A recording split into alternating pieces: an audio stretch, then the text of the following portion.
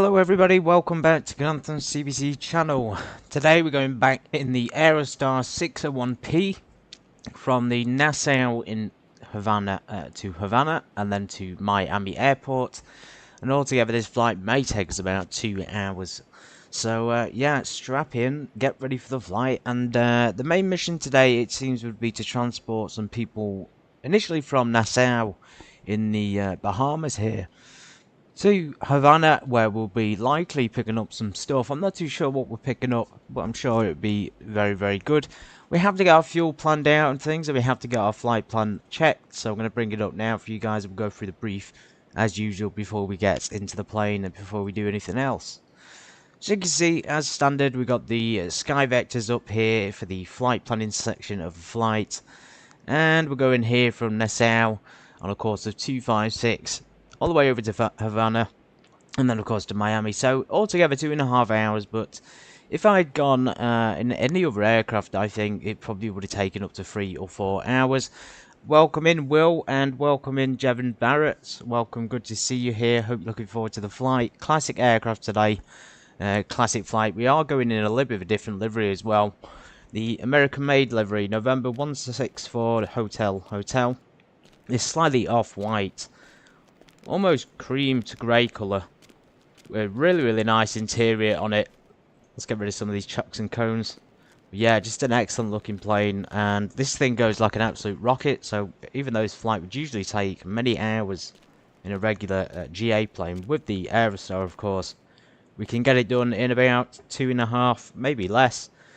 Maybe less than that, depending on our speed. So fuel wise, we're going to top up now. I think we just got some fuel left in the middle section. And in terms of weight and balance, it will just be me and 2 other people in the back initially. And then probably the same thing when we come back from Havana to Miami. So let's just check the maintenance. So we have about 85 on the health of the tyres. I think we should change them. We're going to go full health on the tyres for this one in case we have a hard landing. Okay, so we have 0 tanks, 0 on the tanks and the wings. So this is where we do our fuel planning, everybody, but because we can't really get a specific fuel burn in this plane, and it's not really suitable for following the numbers, we're going to have to just, I think, stick full tanks on there. So I'm going to stick full tank in the centre. I'm going to fill that right up to about 40 gallons, and then we're going to do the same here, so maybe about 60 gallons in the wings.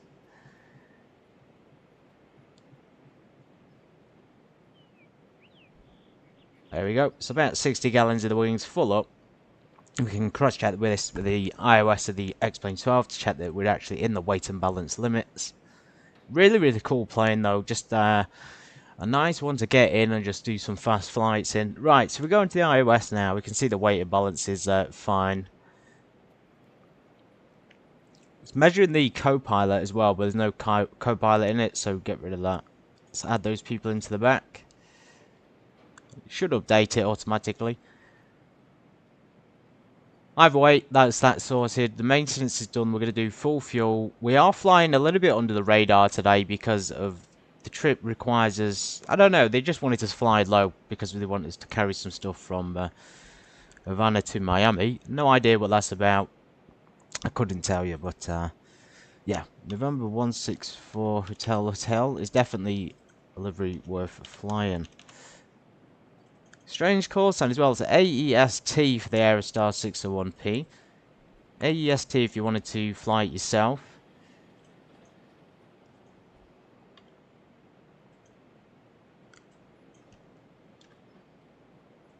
Give me a sec, everybody. My there we go. Just gonna say, my computer's messing up a little bit. Right, welcome everybody. So this livery is slightly different on the inside. It's almost like a green colour. It's more blue when it's inside and more on the doors especially, but there's got this green fabric along the door there, and in the cockpit we go. Yeah, so as you see, it's very nice background here, and of course the dashboard has changed colours to this sort of darker wood. This is also in the green tint. And apparently this is the livery from American Made, the plane that Barry Seal flew. I don't remember it being this blue or this colourful in the movie, so I'll have to go back and watch it. But yeah, it's still a very nice looking plane, obviously. And then of course we got our packs back here ready to go. So we're going to get our flight plan loaded up, and we're not going to be bothering with any SIDS and stars. So let's get our batteries and alternators. I think we do put the alternators on first, don't we? Yeah, so battery alternators. Let's get our cockpit cabin lights on. I was kind of expecting it to be dark out here in Nassau because it's very, very early hours of the morning. Maybe it's not on real world time or something like that. Let's get the radio master on. We're going to program this into the destinations we need. Again, just going to go straight there, and then we'll determine what kind of arrival we need to do on the approaches and departures. Mic, uniform.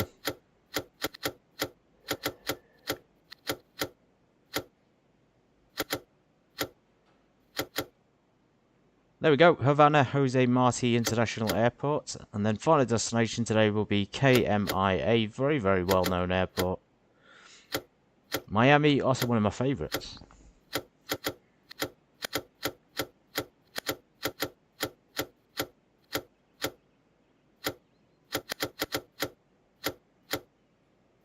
KMIA, Miami International. We probably will do a star procedure when we get to Miami, but Havana, can we probably skip it for now. So let's turn that off. I hope it saved it.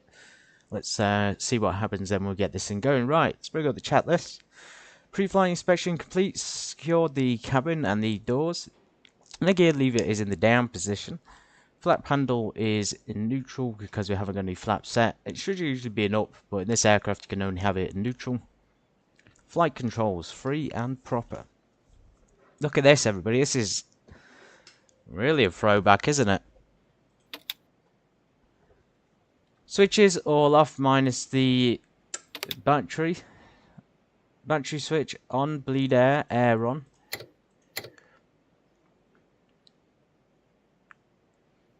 And gear, 3 greens, check. Hydraulics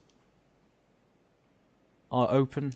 The trim, again, I'm going to do it 1 bar up as the association is recommended. And it actually does make it a little bit easier to control on departure as well. Fuel quantity. Right, we've got full tank, so we should be having enough there to get us all the way to probably Havana and then Miami.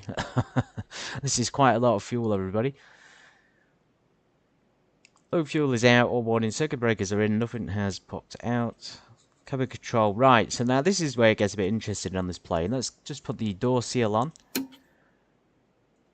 You'll want to inflate this, and you'll want to put this onto normal as well. And then you want to go over here, set this to full increase. 1,000 feet above ground level, so we need the Q&H for this. Going to use the X-Plane 12, very reliable source, so 3019 on departure.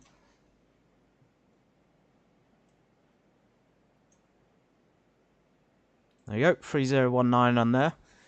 So 1,000 feet above, and then when we get into the air, we'll turn it to full decrease, set our altitude for cruise, which today we're going up to 25,000 feet, so the cabin will be about 10,000 or 11,000 feet, so quite high up actually. Anyway, altimeters are set, clock is missing. I'm sure we can use something else like a watch or something. Prop controls, right, fully forward, mixture controls in, the idle cutoff, throttle. Let's just crack that a notch. Battery switch is on. Low fuel warning light is out. Left selector. Right selectors. To be fair, I do know the checklist already. It's a very simple checklist to remember for this particular plane. The right propeller is clear. Clear prop. If they can hear us, we are pressurized cabin. And we want to do our fuel pumps on. Okay, so this is where we do the right prop, and we're going to turn it, start it, and then introduce fuel at the same time.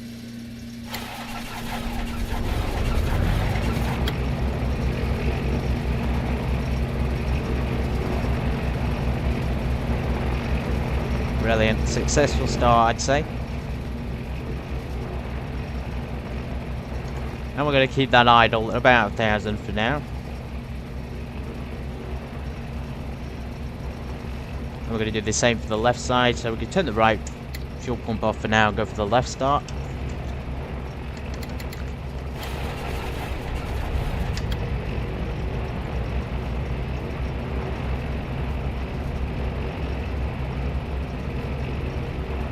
incredible. So unlike most twin pistons, I did mention this on my review, the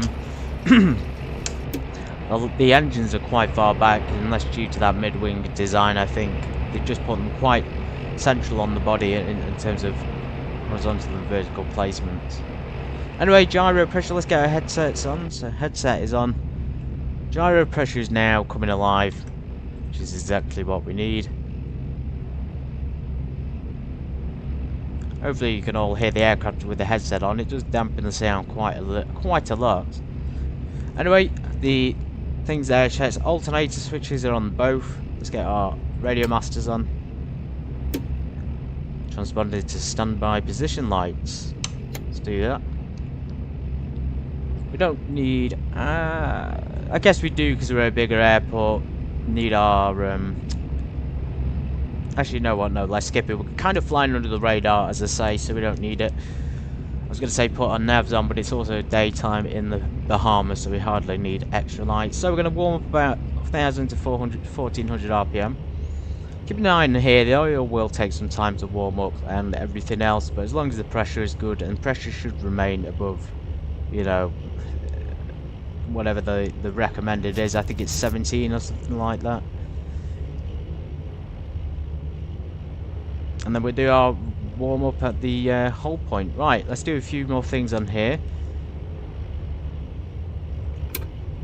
I won't do the autopilot master yet. We've got terrain warning thing there, and we have a weather radar if we need it.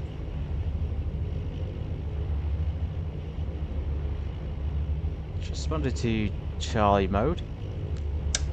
Alternators coming on, and if you just turn the alternators off again, you'll notice that there's not really much of a change down here. So we turn them on, it increases, turn them off, it decreases. That's because we're relying on the battery. Then we turn the alternators on, we're taking the energy from the engines and you know, keeping that electrical power for the engines there. Awesome. Temperature's pretty good today. We got at least 18 degrees, I'd say, and fuel flow will be, so if we were flying at 2 gallons in each tank per hour, then we'd have, you know, 32 hours worth. So it's quite a lot in this plane. Let's go through our pre-departure briefing. We have to be fairly quick. We've already seen the flight plan. So aircraft is Aerostar 601P, ATIS and NOTAMs have been checked. So the weather has been checked. It's actually pretty clear outside. Let me bring it up for you guys. So we look on the METAR. The windy, excuse me. You can see we've got fairly clear weather head down here in Nassau. It's actually 20 good degrees on the map. Havana around the same, and then West Palm Beach and Miami are also the same. I was considering going to West Palm Beach originally, or even Key Largo or Key West, just a little bit off the beaten path, but Miami is definitely the way to go. And like I say, we come in there, we're going to be below radar probably, and avoid some detection. So we're a little bit of illegal flying today, I guess. But who cares? Who's really keeping notes of legality in this kind of area? As you can see, got those southerly facing winds that could put a dent in our flight. Southerly facing, then sort of turn into the west, so that could turn into a tailwind on the way there.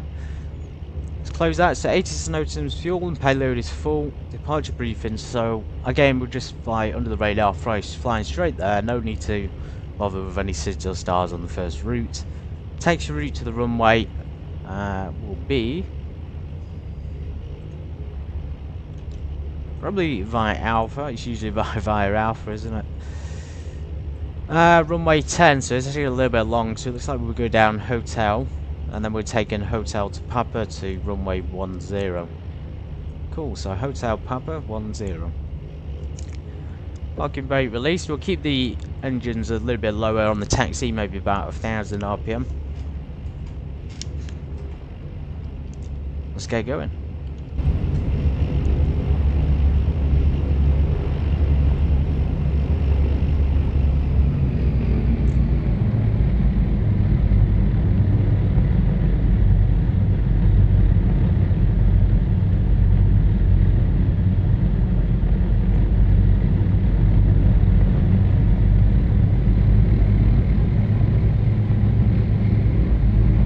Beautiful livery. Here we are, we're going to join the taxiway. No interest in the things that are happening here at the moment. for us, thankfully. We're going to keep it that way throughout the entire flight. So 122.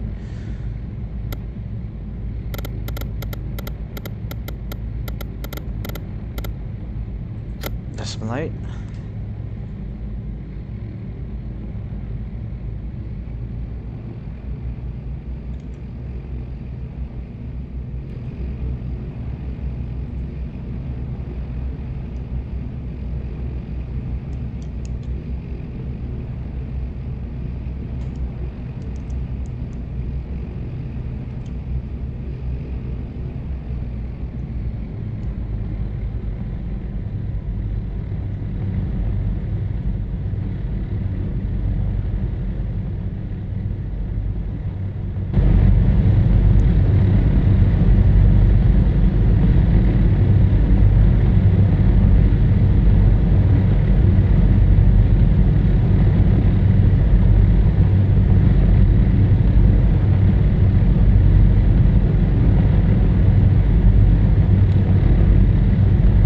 It really is a unique plane. It is so cool. It just has the most amazing design. This cockpit design with this oval dashboard here. Again, in the instrument layout, it's very, very, very intuitive.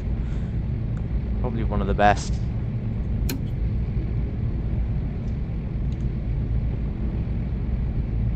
Underrated, completely underrated as a twin piston aircraft, mind you. Still one of the fastest. The Aerostar 700 Super, I think it's the Superstar, is one of the fastest twin pistons in the world still. So it goes to show that even now, you know, 60 years later, 65 years later, that the aircraft is one of the fastest in the world. Even though it has that 60s design. Anyway, we're going to cross the runway here, and I'm going to follow it up and then go down Papa. But yeah, 60 years later, they still can't build something faster than this. It's amazing.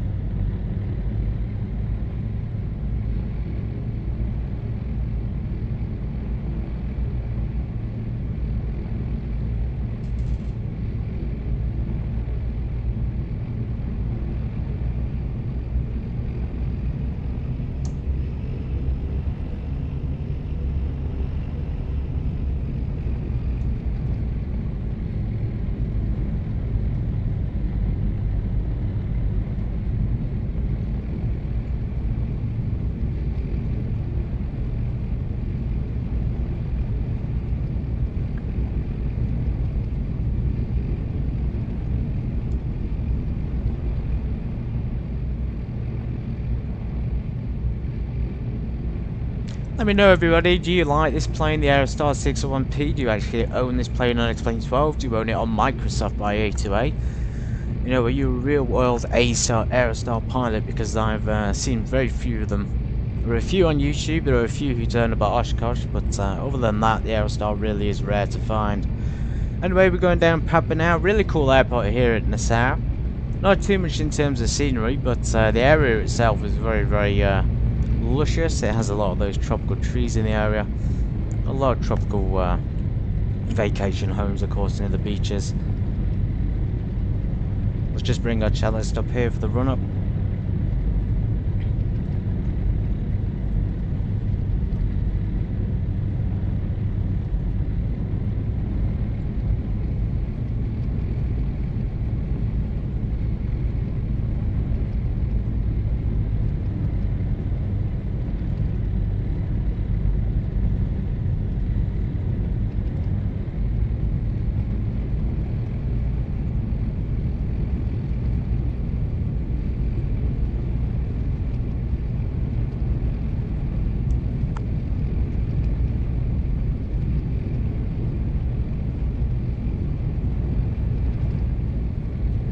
She's pulling away from me. She's pulling like a bat out of hell. This one is.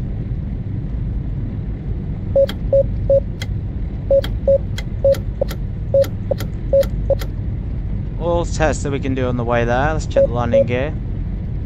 Very basic plane actually this. Although you still need to learn how to operate the systems and how to operate the twin piston from a sort of simulation point of view. It's really basic. Let's just get the fans on in here to cool it down a little bit.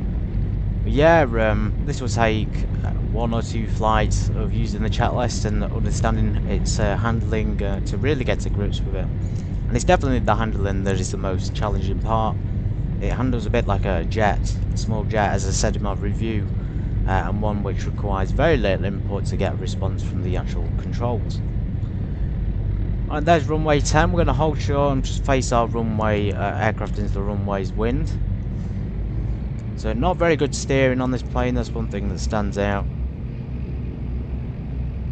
Let's just put it there, that'll be fine. Okay, parking brake on, so this is where we start checking some of those magnetos. So we've warmed up now, we're getting into the green zone thankfully. Temperatures in the green, headed the aircraft kind of into the wind, props full forward, mixtures are rich, 1500 RPM.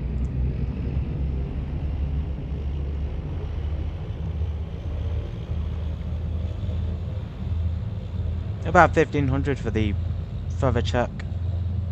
And again, this just helps to cycle that hydraulic fluid through the props to allow it to change pitch.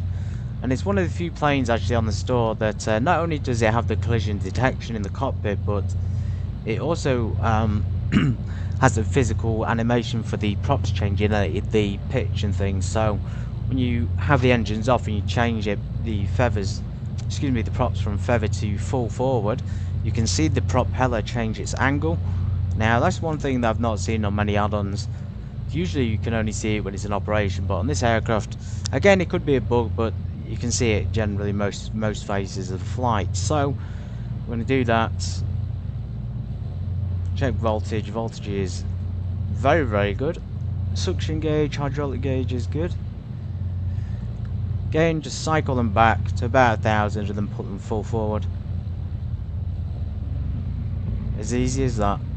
Wait till it reaches 1000 RPM. Full forward, and we do that apparently 3 or 4 times there. As you can see, to warm it up. What we're actually talking about is warming up the hydraulic fluid to those propellers. And warming up the hydraulic system in general, as well as the engines.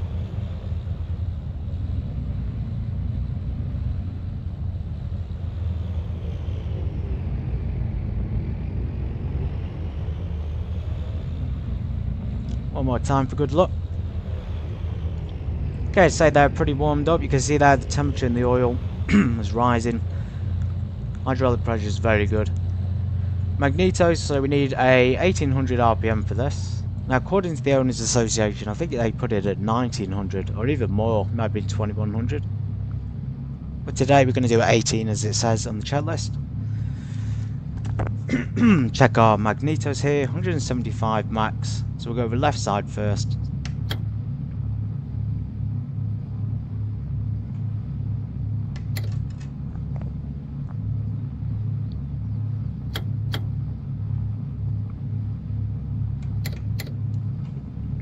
So that engine's all functional. Let's go for the right engine with the right magneto.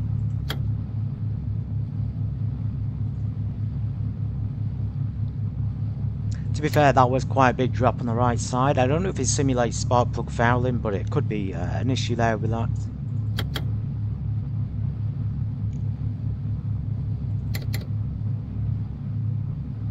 Okay, brilliant. Gyro pressure, again, the gyro pressure will be normal. It doesn't tend to go into the abnormal stages. It's the same throughout the flight most of the time. Even with idle engines, mind you. Okay, let's do our idle the engines, check they're only dead running back to 1000.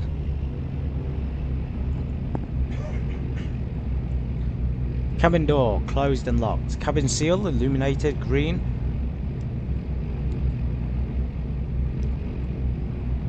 Okay, pre-select cabin altitude.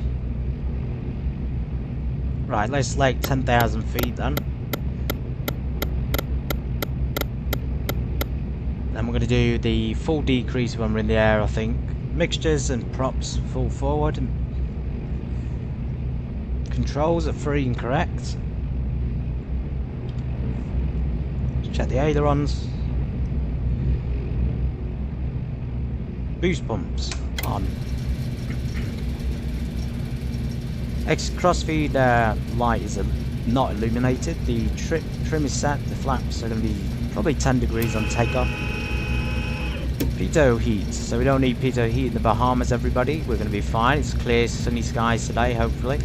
Hopefully no tropical storms. Seat belts fastened, everybody. Make sure you're strapped in and be aware of the procedures.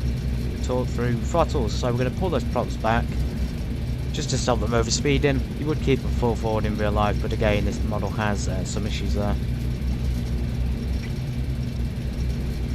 Let's get our landing lights on. Our transponder to altitude.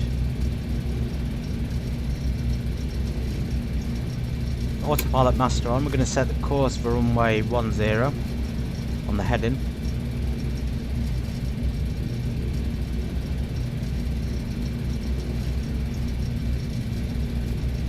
A bit of an issue there with my heading bug. Don't seem to move. Seems to be locked in place. I didn't press it down here, did I? Caution. Okay, so there's a bit of a bug there which I've only just discovered as well. So apparently the heading bug won't move. Something going on with that. Caution. Let's just disengage the autopilot master then. That might be what's causing it to bug out a little bit. Oh no, still not working. It's not turning at all now. Not had any issues with this actually on the heading bug. Course is fine. Course can be set. Right, we're clear. Let's go taxi to runway 10 for takeoff.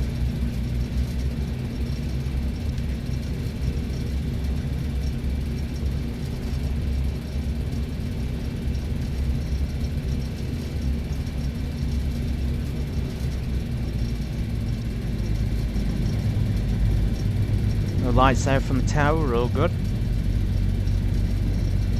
25,000 feet. We're not going to be below the radar from a reality point of view, but from a HC point of view we will be. Established runway 10, let's climb out and we'll just talk for the departure briefing actually. So if we have any issues before we lift off, we'll apply full braking, cut the power and stop, turn off the runway and diagnose the problems. If we have the issues before we retract the landing gear whilst we're in the air, but we still have runway left, we'll land straight ahead and then again, just stop, come to a safe stop and diagnose the problems. If we're in the air after landing gear retraction and we can't, we've not got any other option to land ahead, then we'll land ahead with no gear down. And of course, if we can make back to runway 10, we will do, and that'll be the plan if we have any issues. Let's get going, so let's set our takeoff thrust here. Watch this thing climb like an absolute rocket.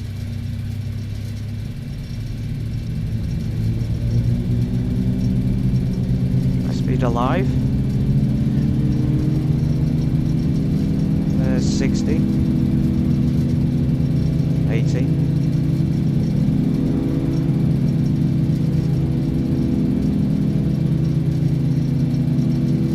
And lift off.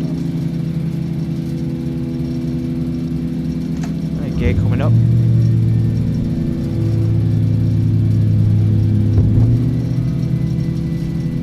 That manifold back a little bit, we're just over speeding slightly. Let's just pull the mixtures, the propellers back to 2400 RPM. And we'll maintain 2400 RPM on the current climb now to 25,000. Flaps coming up, landing lights coming off, fuel pumps coming off.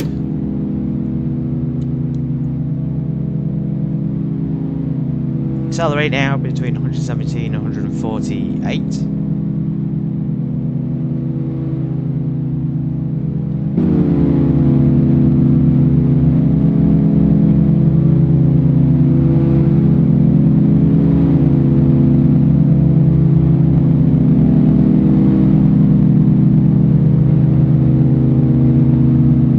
She goes, everybody.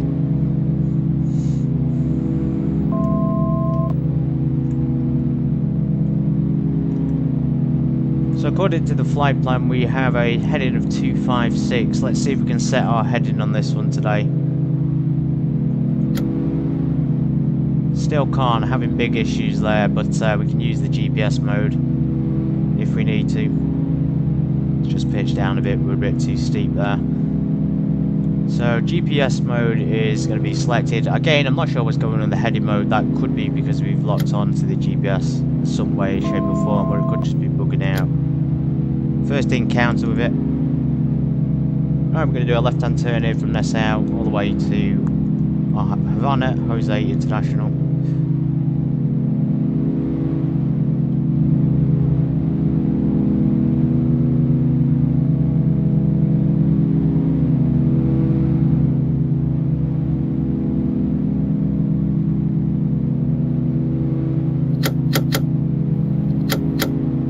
It seems to be logged onto my current heading, unfortunately, so I'll have to figure that out afterwards. Speed is doing pretty well. We are fully loaded on fuel, but we're not fully loaded on packs. Two people in the back there, probably monitoring my piloting skills more than anything at this point. Okay, just keeping it steady. So I'm coming with 5,000. We'll select the pressurization in a second to get that sorted out. Let's just bring our manifold back a tad. There we go. So on the course. Build up a little bit of a speed now. Right, let's go for the autopilot master on. Let's go for a altitude hold and a navigation hold. Hopefully that can climb sufficiently. You see the pitch degrees though, very, very steep, still 15 degrees and yeah, very, very rapid. Anyway, back down to pressurization, so it's sort of automatically increased. We're going to put that to full decrease. Select our altitude on there. So the recommended altitude is 10,900 feet. And then we're going to just increase it there a little bit till it, yeah, increases the cabin a little bit slower than what it was doing. So it's already at 6,000, so we're absolutely fine.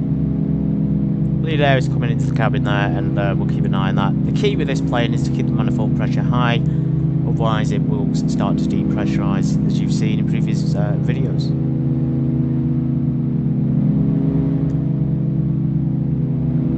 And then in flight, so we're getting about 50 gallons an hour at the moment burning, so hopefully we're going to get about 30 gallons burned per hour when we're in the cruise. First time up to 250 with you guys, so again, pray to God there's no issues with pressurization. Let's do about 500 feet a minute.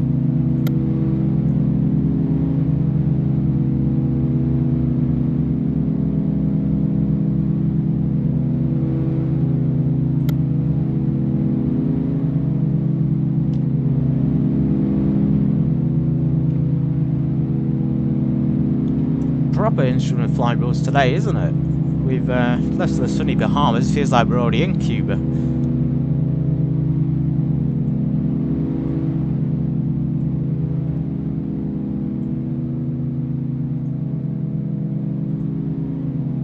Again, we're going to have that tailwind. It's going to pick up in a second, and we'll be in the slipstream then for the Havana airport.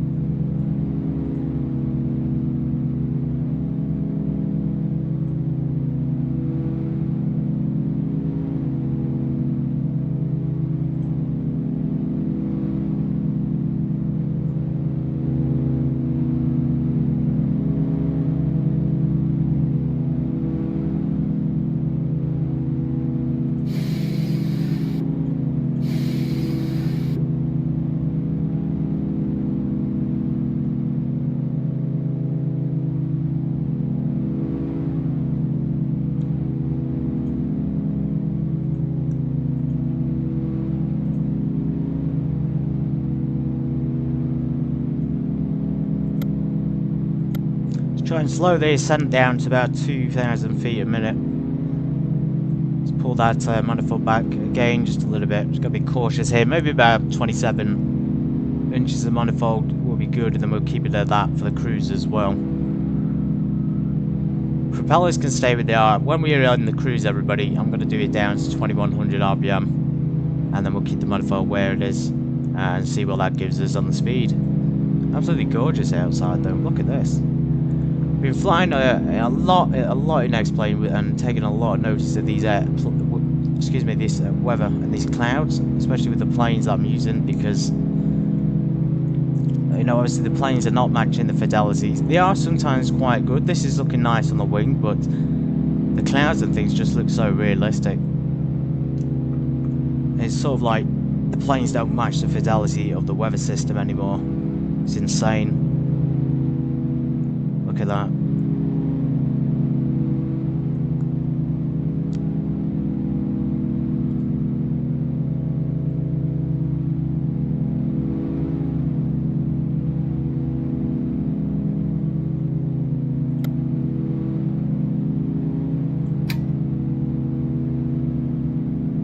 This seems to be our true speed.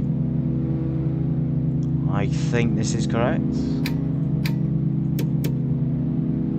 The buttons and things sound good on this. You can see here the detailing is very good. Yeah, 170, but it's saying 88 nautical miles. We have like 200 miles to go, 300 miles. So this is the route, everybody. I was considering going straight to Miami and then Cuba after, but you know, we can't really transport things to Miami that way, can we? It's amazing. The plane is obviously most well known for being Barry Seal's plane of choice. That's why I've chosen American livery today, American made livery, because yeah, it's just such a well-known person he is for using this. He used the Aerostar for transporting illegal substances for the cartel and for well-known crime lords. He also did work for the CIA, and yeah, they gave him some free planes and gave him some good money and a lot of land, and he flew this thing under the radar for, let's get our pitos on, pitos and prop de-ice. Not got icing conditions, but we still need it at this altitude, and probably leave everything off for now. But yeah, he flew this thing for a long time. I'm talking days and days in this plane through the Americas, down to South America, down to Colombia, under the radar, whilst at the same time going 120 sometimes. So he was going really low down, sometimes as low as the water level, and it was about 120 knots.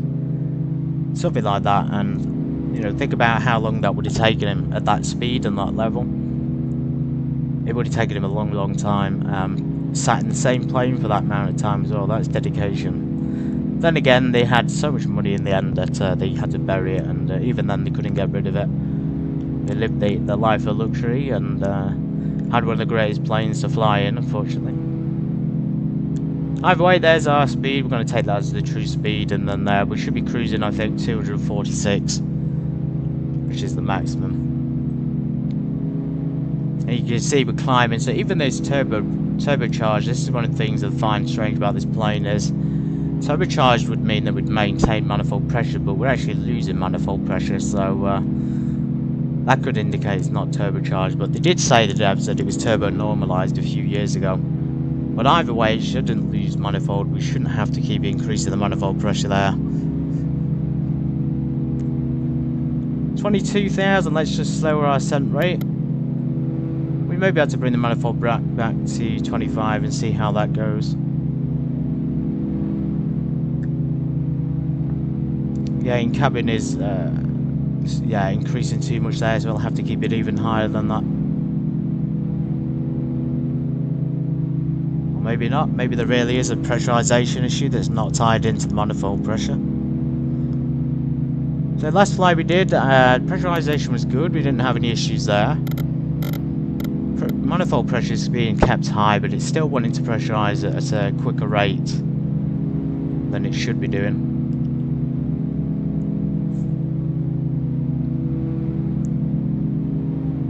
Start to lean our mixture a little bit.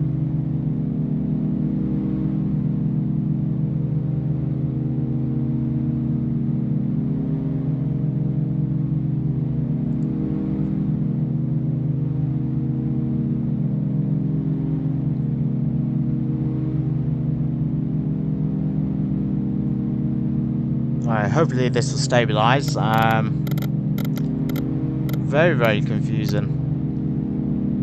1,900, it should be stopping pressurization now sometime soon. 24,700, come on, we're almost at 25,000, and then we can see what the problems are.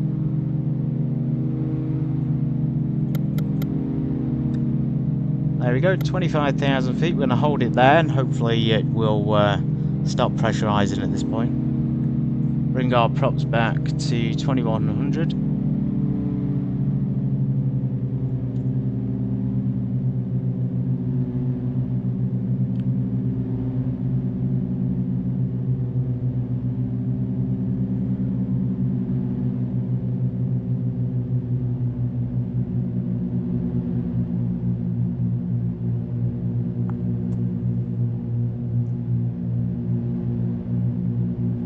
Okay, so it's pressurizes us to about 11,000 feet. That's fine, it just tries to keep the differential in balance. Fuel flow, so 18, let's try and get it down to 15 gallons on each. So you can see we pull it back and for some reason it increases fuel flow, which is not very realistic.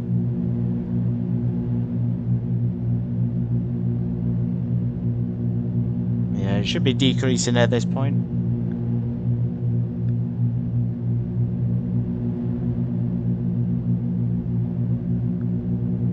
Still increasing, very, very bizarre. Very bizarre. It seems like we have to keep them fully rich in order to burn less fuel off.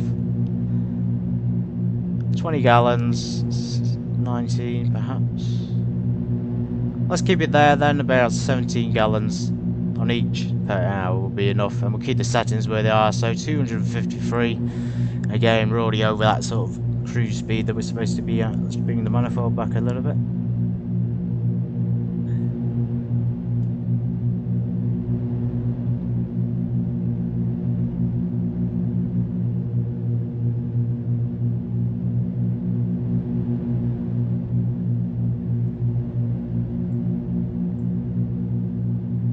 And 253, that's not too bad.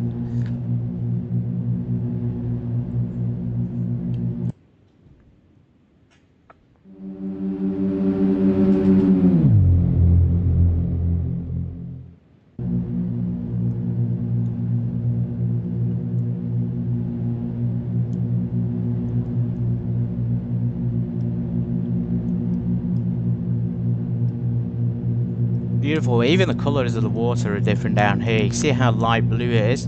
This doesn't even look like water, does it? It's yeah, very, very light blues down here. Very, very different to what it is at the mainland. Look at that. Wow. Incredible. Okay, 252, so he's kind of stabilised. We above what I would say is the maximum, but I guess that is kind of fair considering we got, it's still a headwind here apparently, 60 knots, so imagine how fast we'd be going without that 60 knot headwind. Just about to leave the airspace here for the airport, Nassau airspace.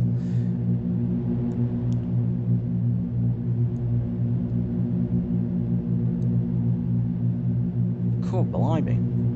20 minus 25 outside. Be nice to see some ice build up, wouldn't it, on the wings and things. So cockpit's going a bit dark, guys. Let's open the shutters up. Yeah, not much of a difference. How about the cabin? Let's get the lights on here for the gentlemen. Cabin lights on. Again, not too much of a difference. Hello, madam. But just some of these seats and things looking nice. Very old style. You could even see the gear coming through. Blimey. Yeah, the carpet. I think this livery is definitely the best one, just in terms of its colour and the variation. You've got the red carpet in here, which is brilliant. Absolutely brilliant. Look at those wings. I mean, the aircraft itself is very, very beautiful. Yeah, going back to the Barry Seal thing, he flew from South America all the way up to Arkansas, believe it or not, in the 1970s or 1980s.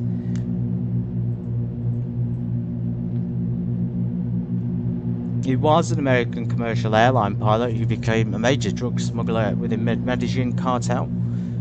When he was convicted of smuggling charges, he became an informant for the Drug Enforcement Administration, also known as the DEA. He testified in several major drug trials. He was murdered, though, February 19th, 1986, by contract killers hired by the cartel. Now, that's what it says on the internet, but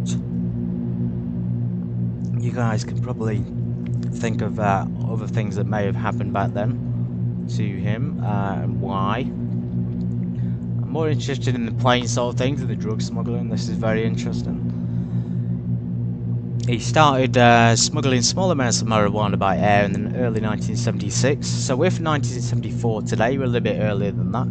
But by 1978, he'd expanded to flying significant loads of cocaine, pound for pound, a much more profitable enterprise than marijuana smuggling. Not surprising. His operations received important boosts when he was arrested and jailed in Honduras on the return leg of drug smuggling trip to Ecuador. Seal made important connections while imprisoned in Honduras, including Emile Camp, a fellow Louisiana pilot and smuggler who became one of Seal's closest associates, and Ellis Mackenzie, a local Honduran smuggler. Also, after his release from prison, Seal met William Roger Reeves on the way back to the USA. It was Reeves who provided Seal with his first connection to the Medellin cartel. Interesting. Anyway, to expand his smuggling capacity, Seal also hired William Bottoms, his ex-brother-in-law, as a pilot, and from 1980 onwards, Bottoms was the main pilot in Seal's smuggling enterprise, often flying with Camp, while Seal oversaw planning and operations. This is a big operation we're talking about. You know, how did they have to operate back then to stay hidden? Obviously, they operated under the radar, but there's a lot of factors there to remember. They've got to hide the money side of things. They've got to hide just the fact that they're missing from the home most of the time as well, if they're out doing these jobs and things, transporting from South America. So there's a lot of things they need to take consideration of. In 1981, Seal began smuggling cocaine for the Medellin cartel. At his peak, he earned as much as $500,000 per year. Per flight, blimey, at his peak, he earned as much as $500,000 per flight, transporting shipments of cocaine from Colombia to the United States. Just think about that, $500,000 per flight, and this was in the 1980s. So imagine how much that's actually worth in today's money. That's a lot of money. That's yeah, again, just issues there. How's he going to hide that money? Where's he going to hide it? Because he can't hide it in the bank. It'll look too suspicious. His smuggling method was to use low-flying planes and airdrop drug packages in remote areas of Louisiana. They were then picked up by Seal's ground team and transported to the Colombian distributors in Florida. By 1982, Seal was using over a dozen aircraft in his smuggling operation. The number of planes and the frequency of flights soon attracted the attention of Louisiana State Police and federal investigators. To avoid this unwanted attention, Seal moved his aircraft to MYNN Intermountain Regional Airport in Maynard, Arkansas, where he did maintenance and modifications to improve the plane's carrying capacity and avionics. Interesting. It just gets more complicated, that story does, as it goes on. There must have been a lot of work that went into his fleet, of course, to keep it airworthy, especially with those flights that are going to take days at a time. Seal's activities at MYNN later became the subject of rumour and controversy, but according to Seal's biographer, former FBI agent Del Hahn, Seal did not use MYNN as a drug transshipment point. However, an extensive joint investigation by the FBI and Kansas State Police and the IRS revealed in 2020 that Barry Seal had in fact used the Maynard Airport for smuggling activity from late 1980 until March 1984, so not very long there at all, really. If he's earning $500,000 a flight, he would have been a billionaire by the end of it. Billionaire in the space of 4 years. Incredible though, incredible story, probably worth checking out if you haven't already read about it. Right, fuel flow has in fact decreased. We have got, again, about 16 gallons now, which is great. Pressurization is steady. I'll let you guys sit back and enjoy the flight. And I'm going to go and get a drink, so I'll be back soon.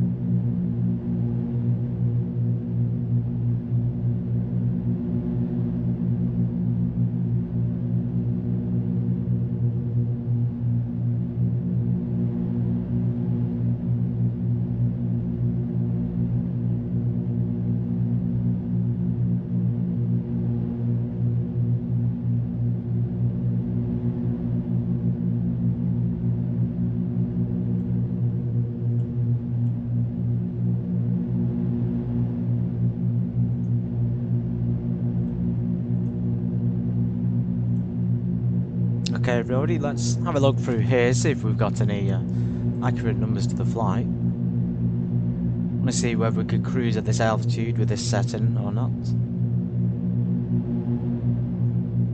Just information here for people who are not used to this kind of plane. This is not included with the aircraft, by the way. This is something that's available from the Aerostar Owners Association for free. As you can see there, Aerostar Owners Association provides a lot of useful information, especially on the flight, numbers of things like that. You can see down here we've got charts. Good pressurization diagram there if you're unfamiliar with some of that. Performance numbers. AP and altitude and cabin pressurization. So we're probably meant to be 10,900 feet in the cabin. Let's see what this actually gives us. So 25,000, yeah, about 10,900. About, it's quite high up really, considering modern systems would be pressurized to probably 6,000 or 7,000, but 10,000 is pushing it a little bit, I think. And the quizzes in this, which will help keep you on the ball, I guess. All the emergency chat lists from the Owners Association you have, again, this stuff here, we need to get the cruise one as well, so various models here. Takeoff ground roll. Cruise performance, best power. Power setting table, so we kind of want long range cruise, 55% power. About 15 gallons per hour, but we're a little bit above that, to be honest. We're getting about 30 gallons per hour. Sorry, about 32 gallons per hour. It's about 16 in each. Anyway, 55%. Not to exceed 1650, that's fine. We're within the limits. That's 2100 RPM, 25,000 feet. So it's saying 28 inches manifold pressure. Now we're already going 250 knots. If we put to 28 manifold on there, that's going to be causing the plane to go too fast. As you see here, we're already getting to the danger zone or the indicated airspeed. I don't know what that's tracking there. I thought that was going to be tracking the GPS, but plus, to be fair, we have got a headwind here of there's some more aircraft of about 64 knots.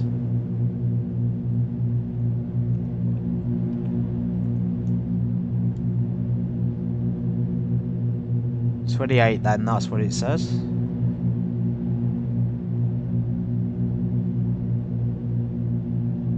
As you can see there, the speed is still increasing despite that headwind. Again, there's a little bit of inconsistencies here with the design. If we have a headwind of that 65 knots, we should not be increasing the speed of 28 manifold pressure. Very, very good. Let's reduce it back then to what we had it at, about 24.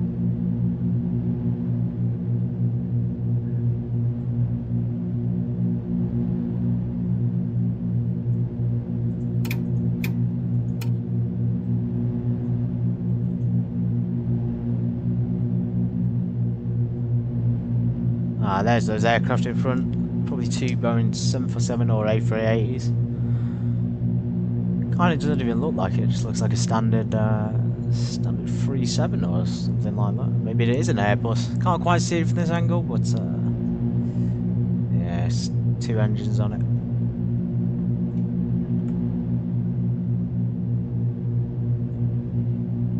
Get some charts up here for the airport. Maybe they have got a VOR we can track to the airport here and give us the proper speed reading. So we have an ILS available.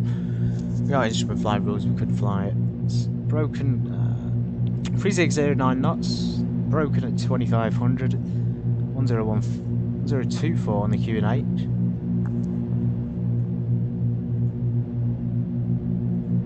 Right, we've only got one thing here, which is available. Okay, so in that case, guys, we're going to have to use, not a problem of course, but we'll have to use the now we've looked at those charts, we can see the numbers, we can use the online one. Skyvectors. Now this comes with free charts for America, very, very useful. So I'm assuming it includes these airports as well. So we hover over It's just the arrivals and departures we can do. Yeah, not the Hawaii or the Cuban state, unfortunately, just America. But we do have charts there from Miami. Let's just look on Skyvector anyway to see what's going on. So we got Havana is coming up with a VOR 116.1. Guess we could track that. Plus they got a few NDBs in the area, Zarago, etc. So 116.1, which in London. 116.1. I don't think these distance things here works. It works because it's different to what's on the GPS. Well, I assume it works either way. You can see how quickly we've done this flight. Only got 45 minutes. I mean, if this was a Baron or something doing this flight, or even any other twin piston, it would take many, many hours to do it. But this plane just soars through it. Like I say, a small jet's probably comparable to a Citation jet. So yeah, we'll follow that and we'll see what goes on there. Looks like, based on the wind direction, it probably will be a straight in, but the wind, again, the wind on here is corresponding with a tailwind, but on X-plane it's coming up as a headwind.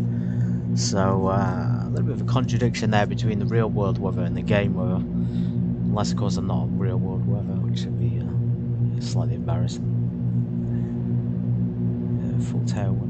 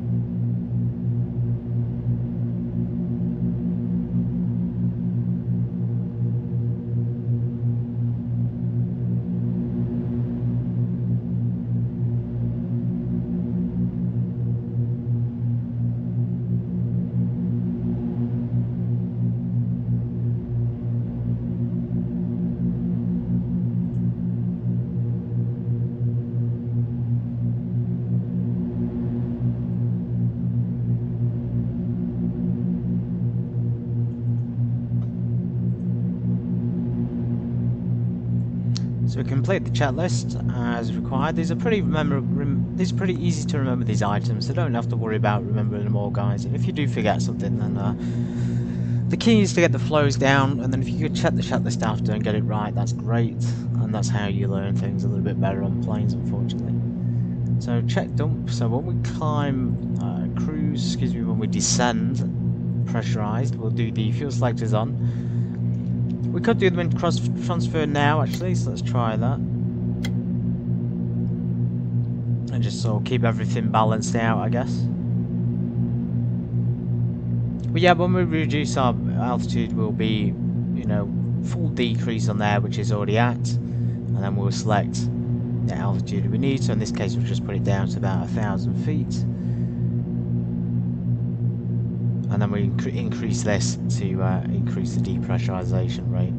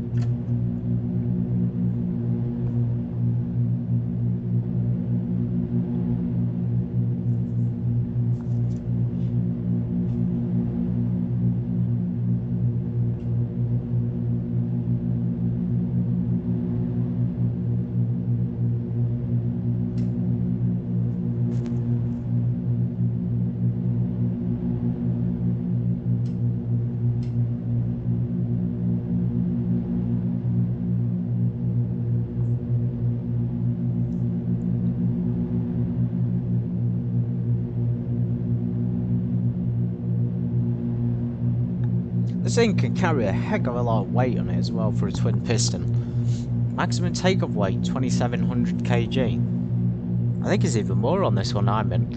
But the engine power as well is extremely fast. Those, I think they're Lycoming, aren't they? The TO540 possibly. Anyway, it's 290 horsepower per engine. 290, mind you, which is again, that's almost the combined speed of most twin pistons.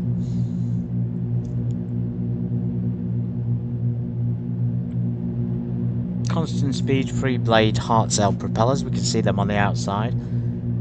Maximum cruise of the 601P is 223 knots, 257 miles an hour. Also, it's strange, it gives you in knots, but when it says 223, that'll be indicated. As you can see here, we've got 223 on here, sort of maximum. 252 for real, though. About a range of 1200 miles, so that's about 1000 nautical miles, isn't it? Stall speed 64 knots. It very much, a lot of these parameters are just very different to most twin pistons. Service ceiling again, because it's pressurized, 26,000. Can climb probably more than 2,500 feet a minute, although that's a good amount to climb by. Fuel capacity 200 gallons. The one we're in is about 160. I think the source I'm reading might be incorrect, to be fair. There's so many variations of it that it's hard to find consistent stats on them.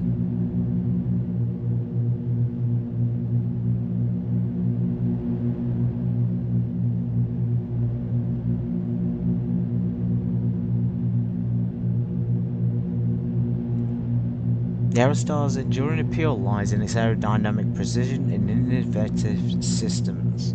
It is a mid-wing cantilever monoplane featuring a sleek, low-drag profile and retractable tricycle landing gear. Unlike contemporaries burdened with design compromises, the Aerostar delivered a unique combination of high wing loading and advanced control mechanisms, ensuring superior handling and responsiveness. Brilliant! So this actually seems like a better source. So that's what I'm talking about, that jet-like handling and that jet's like feel to the plane, with the controls being very responsive and that wing loading as well. Again, the mid-wing cantilever monoplane featuring a sleek, low-drag profile, so it's designed like a bullet. Electro-hydraulic nose wheel steering, electrically operated remote fuel valves, push-pull rod control systems, offer direct and responsive pilot input. True, and these are a bit of an older style because it's a 1960s and 1970s plane. Thick wing skins providing both strength and aerodynamic stability. Advanced engine cooling systems that eliminated the need for conventional cowl flaps. So we talked about this before, how this plane is not like the most twins because it has no cowl flaps. The exhaust of the engines are always exposed to the outside elements. So I don't know if that's advanced cooling systems or not, because yeah, it just seems like they just didn't put a cover on to let it cool down better. Access to the cabin is granted via single clamshell style door. Again, just that unique style of this plane that I really like. The fact that the doors don't open as you would expect. The clamshell design sounds very fancy.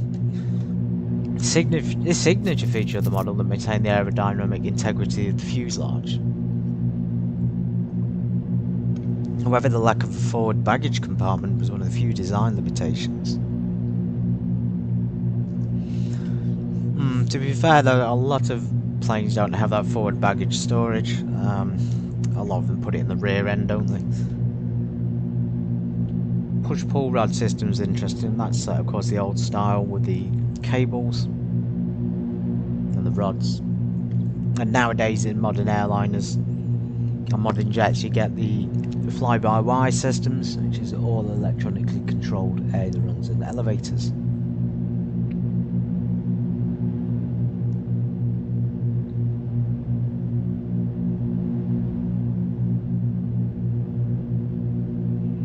This is very strange though. This part is where it starts to get a bit serious now. So it's saying 290 horsepower, pressurized, turbocharged, top speed 250 knots. We are exceeding that even with a headwind, so again, just unrealistic from this model, but this part I find interesting. It's saying that the performance wasn't without risk. Of course, this is a high performance twin. FAA accident studies between 1978 and 82 recorded 12.9 per 100,000 flight hour accident rate. That's a lot.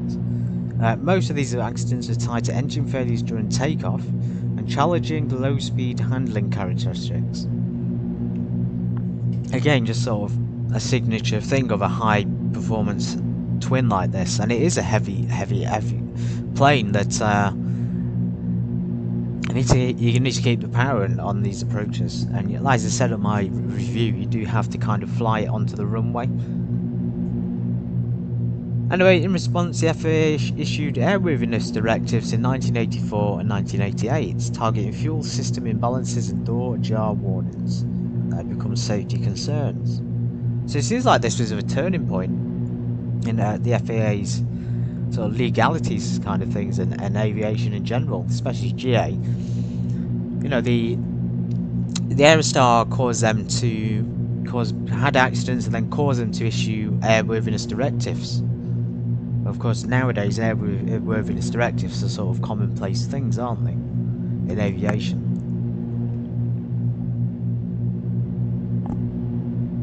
Between 1984 and 88, it's quite a while ago.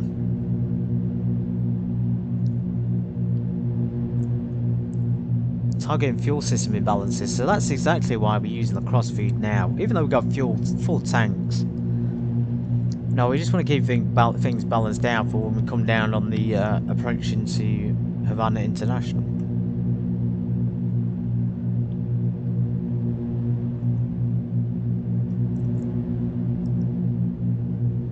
There was only 492 units built of the 601P.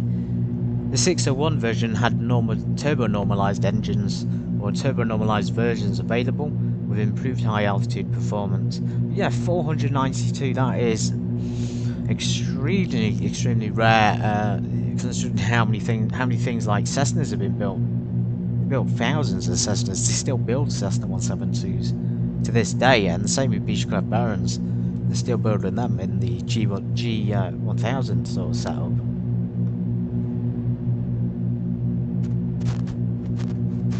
The fastest version, the 700P, that'll be the Superstar, the 700 Superstar, only ever had 26 made, so that's even more rare. 26 is like finding a pot of gold.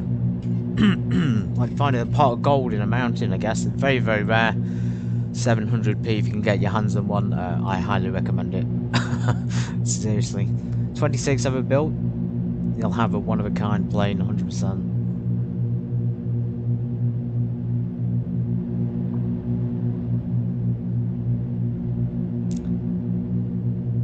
Again, just a little bit of crash dynamics going on here, but obviously the 601P's got that complicated crash history because of the speed and just the handling being a bit more challenging than most twin pistons.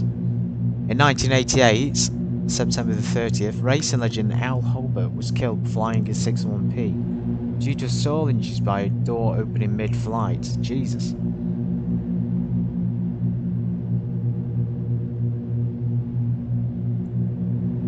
In 1991, April the 4th, US Senator John Hines died in a tragic mid-air collision involving a helicopter during a nose gear check.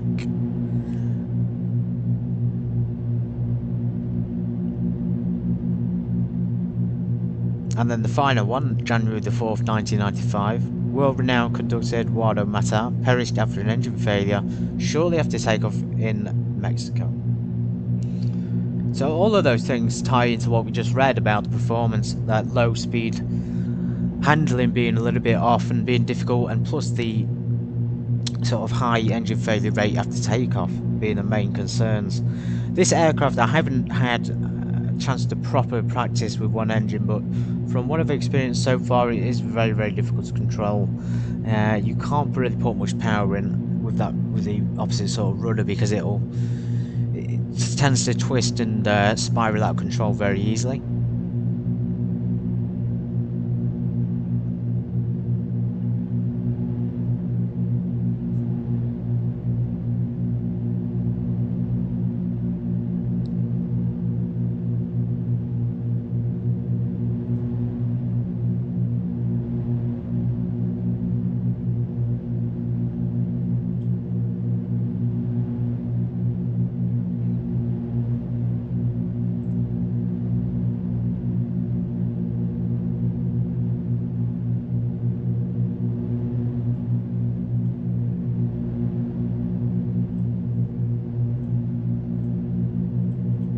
I'll paste in a fact sheet for you guys and you can check it out. This is a free one available offline for anybody to use. I don't think it's from the Owners Association, but it's from aerostaraircraft.com direct.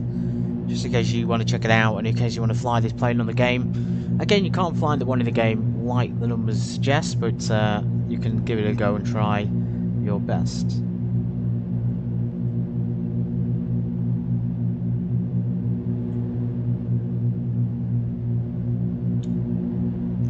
Okay, we're coming into Cuba now, guys. We're in the airspace of Cuba.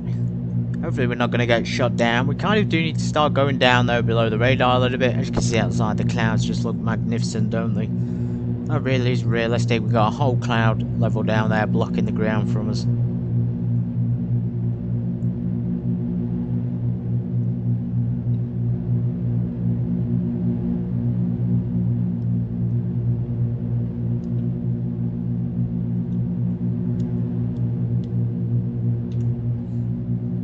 How are you like doing that back there anyway?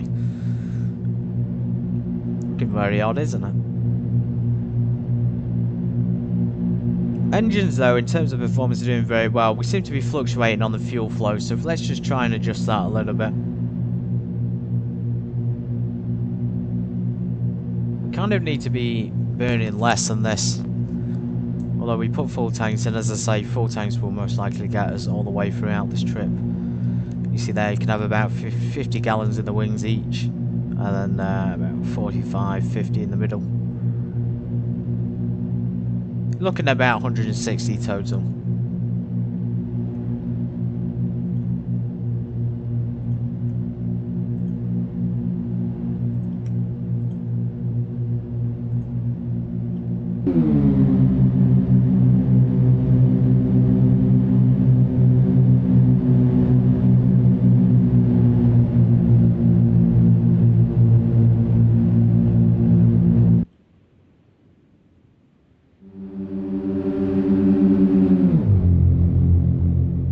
Listen to those engines. Wow.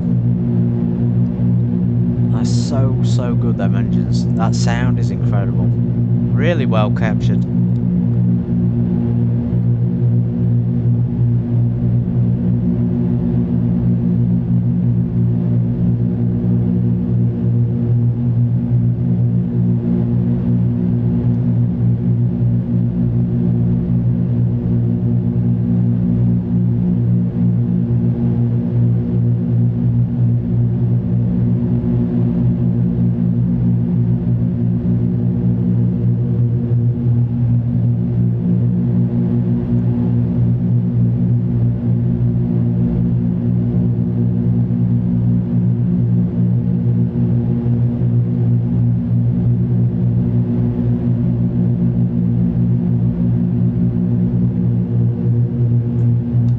Those sounds are great. Some of that external modelling on the engines in particular, and on the tail and on the lights, is superb. The lights look great. It really is the underdog in the twin piston market. There's not many planes like this available. I think the only comparable plane to this, I fly the Baron a lot, and that is very fast, but in terms of this kind of design, there's nothing available that even matches this. Again, the round sort of circular dashboard of the cockpit, these sort of doors that open up from these sort of clamshell designs, and the, you know, overhead wooden shutters. This is all so unique to this plane. If you guys have the alternate airplane that looks like this, or even something similar, maybe a Black Star, not Black Star, excuse me, a Beechcraft Starship would be comparable in terms of uniqueness, but absolutely other than that, there's nothing available. Right, let's go ahead and get the Q&H here for the airport. 1024, so we're going to bring up my charts. I have downloaded conversion charts here for Q&H. So what we do is just convert 1024 to the American equivalent, 3023.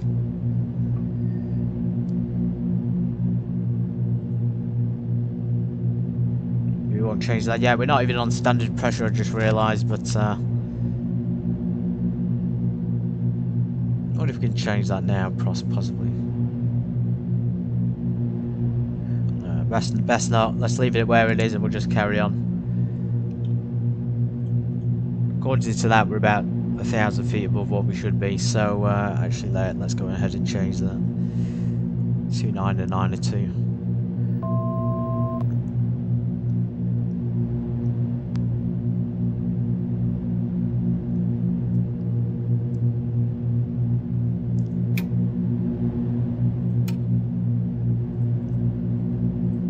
The air conditioning on high. We have got fans on. We've got no cabin heat. I don't know if we're going to see ice build up or not on the windows. It's very clear. We can, if we need to, pull these things on here like blowers and defrost, and that will help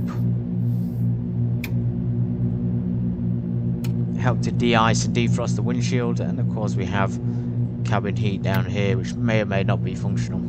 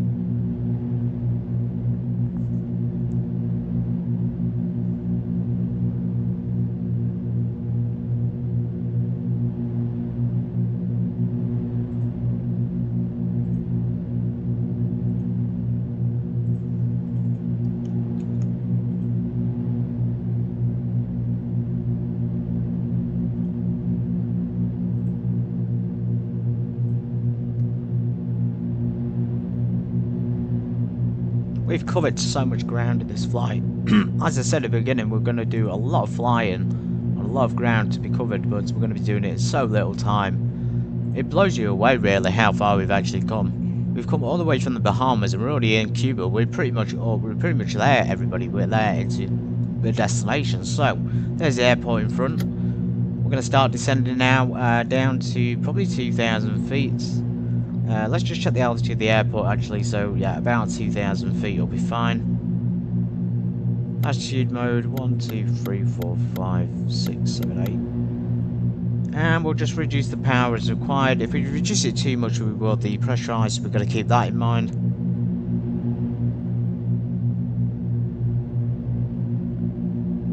You can see the cabin pressure increases.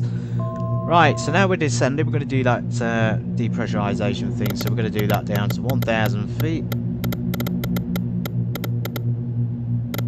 And we're going to just start to depressurize the cabin there. If we want to slow down, we may as well use the propeller, so let's just bring those back a little bit more.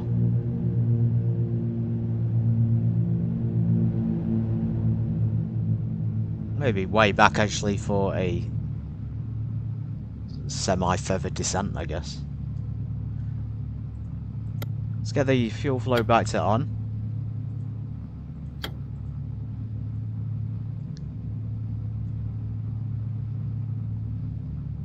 And then we can enrich in the mixtures as we get lower, so we can probably keep them where they are now for now, that'll be fine, but when we get low down we'll put them full rich.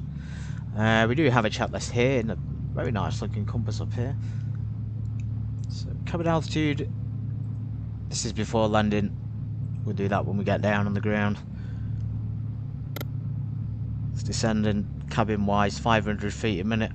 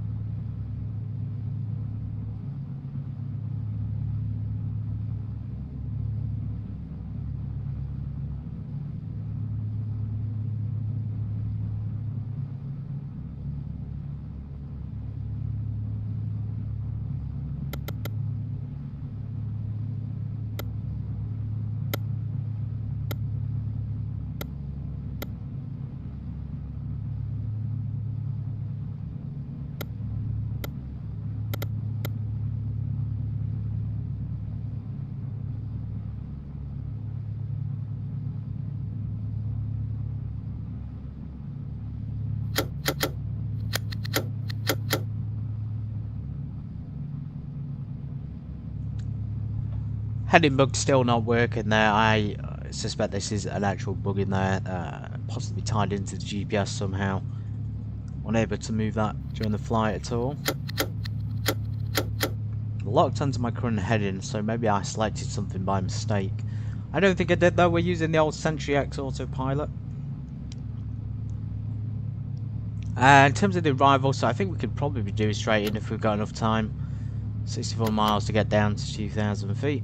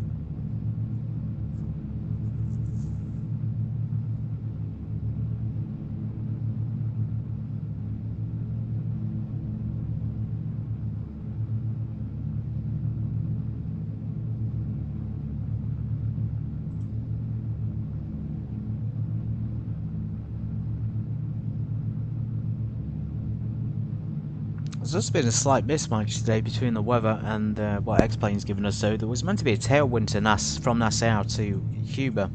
And as you've seen in the game, it's been more of a headwind of about 60 knots. It's not corresponding with real world weather there. It's very strange. Ah, now it's nope. Still in that headwind in the wrong direction there. It should be facing the other way, and that's kind of where it's coming from. It's coming from the northeast at the moment, the wind. Anyway, we are tracking this thing, the 116. I don't know if it's come up on here or not. Let's change that on the navigation.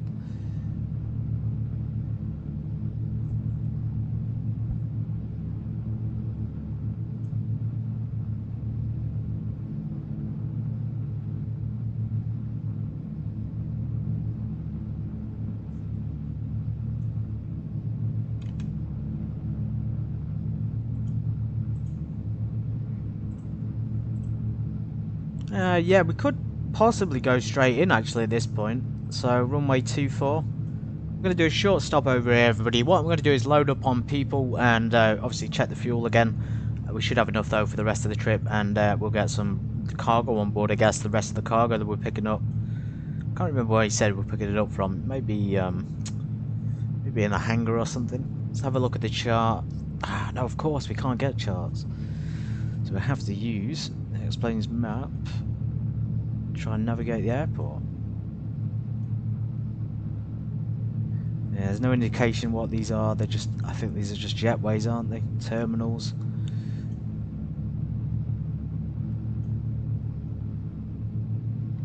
I don't know. We'll guess that we'll come off the runway. Probably have to taxi all the way down then to Alpha, and then come off at Bravo, park around Bravo, and get those things picked up.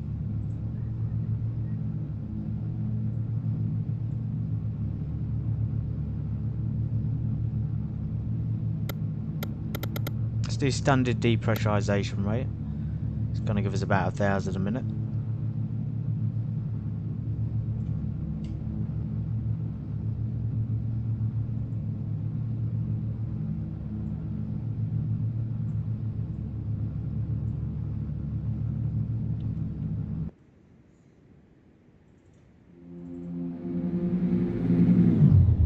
Ah, messed up the flyby. Come on.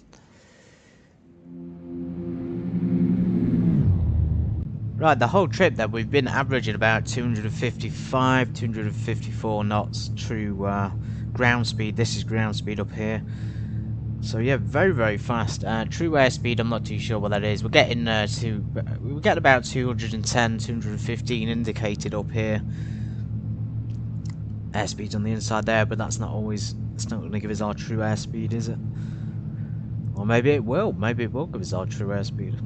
If anybody has any tips for this aircraft, if you are a flyer of the Avia 71 Aerostar 601P, then let me know. Let me know how you're finding the plane. Let me know how it's been handling as well. It seems a little bit temperamental now and again, as some of the systems can be overwhelming when you're coming down to land.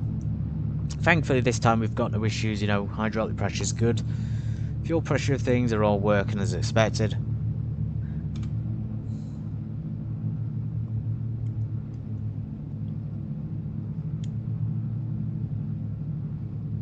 Okay, we can bring those manifolds right back now with no issues. Let's put the props to 2100 again.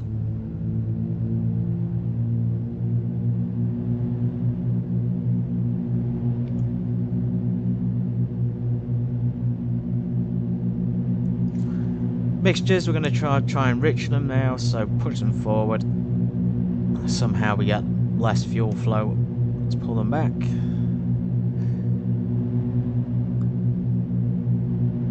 We'll leave it there then, full forward on the mixtures. 11,000 feet. I'm hoping we can make this straight into the runway. Let's see what procedures are available.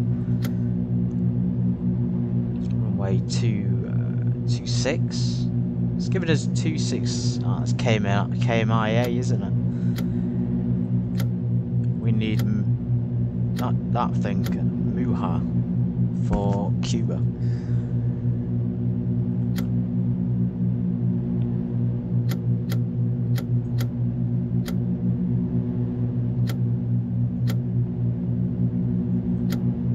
Surprised it didn't give us that option first for that airport. Judging on our distance and the X-plane map, I think we can do this. I think we could do this for a straight-in approach. Alright everybody, seatbelts on. We're about to get landed now into Havana José International Airport.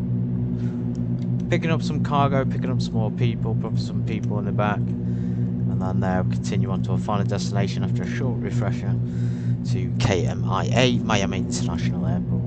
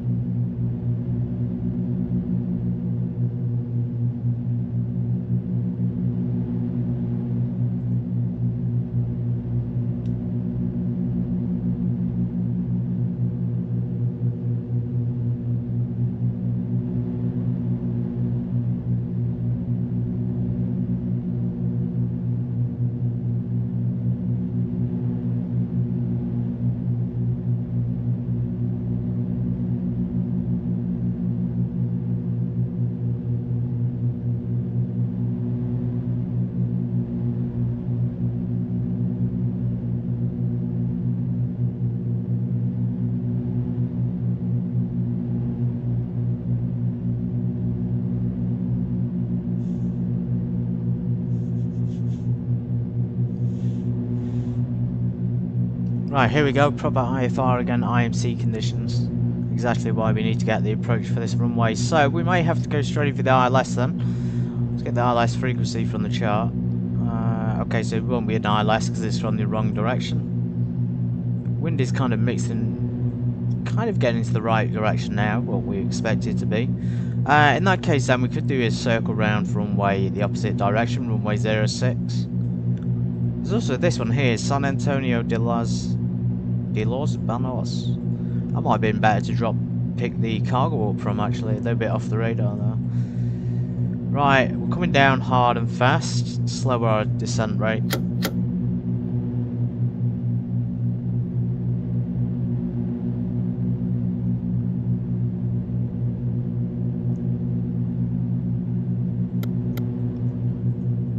Landing checklist. So safety belts, everybody strap in, strap on, but mixtures are fully rich. The props, I'll bring the props to about 2300 RPM. Not fully forward just yet. Fuel selectors are on, landing gear, right. What we'll do then in the meantime, the hydraulic pressure is good, we've checked that. We will stick the fuel pumps on. We'll keep all these speeds in mind. Although some of them are a little bit incorrect, so for speeds for flaps and things will be probably slower than that.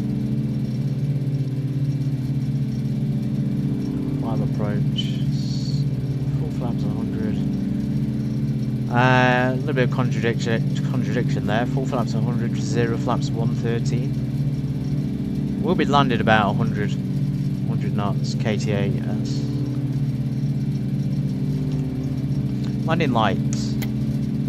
Let's level off at 1300 feet, see how we go from here. We've not got any terrain warnings coming up at the moment. We seem to be alright. About 1,000 feet above the airport.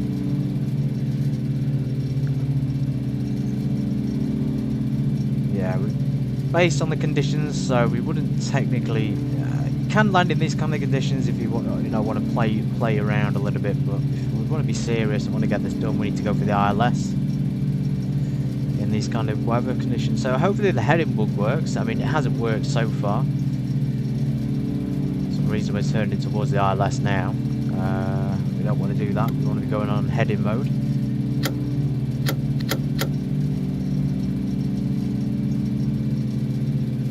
Yeah, so a few things are not working, but so we can't use heading because we can't change the bug on there.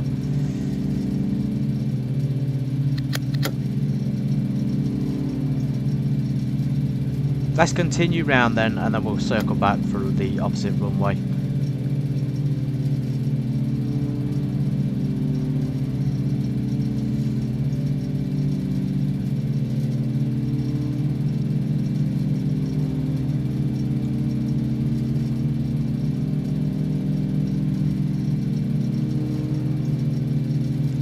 Trying to figure out how I'm going to do this without the heading bug working.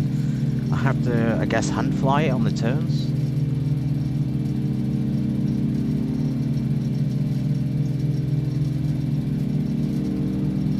The aircraft just goes back to the original heading. I think we may have to take manual control here and just hope for the best. It's a little bit of a pain, so I'll take control and I'll start to I'll go down a little bit lower, I guess. Landing lights are on, the fuel pumps are on. Speed's decreasing as expected.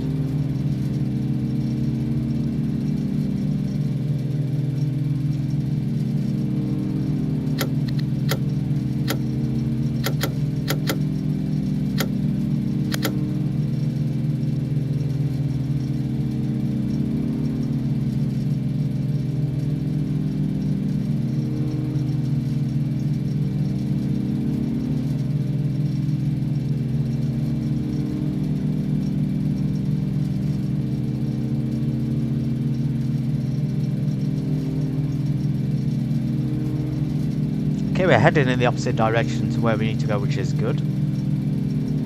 Thankfully, we got a little bit of an indication there of where we are to the ILS, plus our speeds. We want to just maintain this altitude for now for safety. We haven't really got any charts available here, so we can't see any approach charts. We've just got this thing, which is not very useful. It doesn't load up.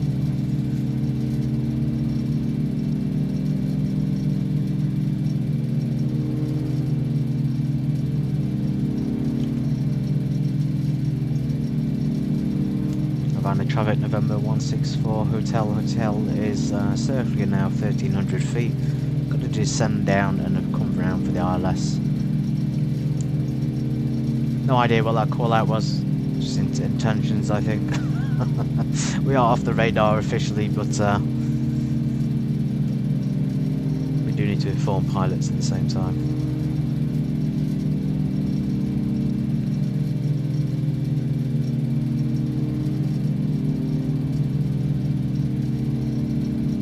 You can see the turn has gone fairly well, so we're going to come down. It would be a straight in, but again we need that ILS and the wind in these visibilities. Visibility because it's 0 at the moment. I'm not too sure the terrain. It looks flat from what I can see. There's no high things coming up, plus the topography thing over here is not giving us any concerns at the moment.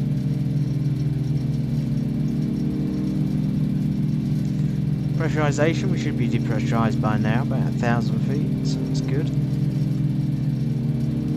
Make sure the differential here, and just make sure nothing is where it shouldn't be. So vertical speed there should be at 0 for landing.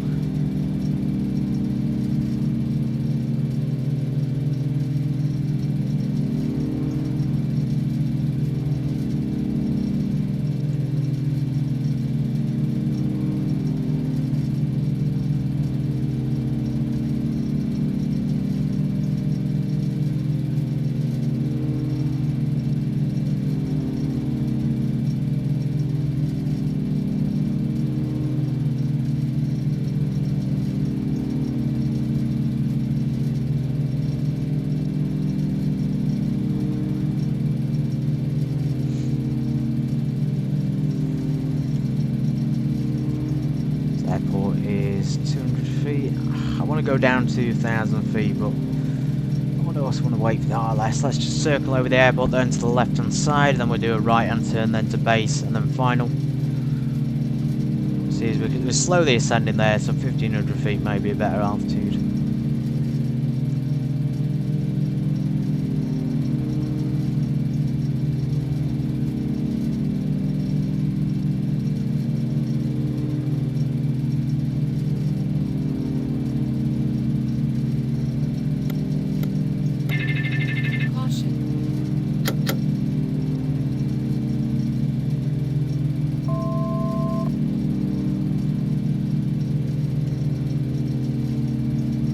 Be directly over this airport now, according to this. No idea what I just switched on there, but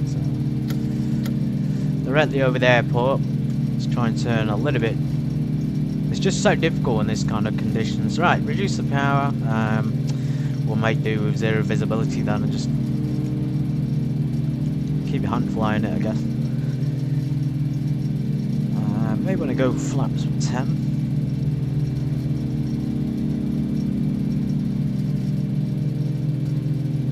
See, I'm referencing the X-plane chart here to see where we are. So we're supposed to be coming down to this runway here, 06.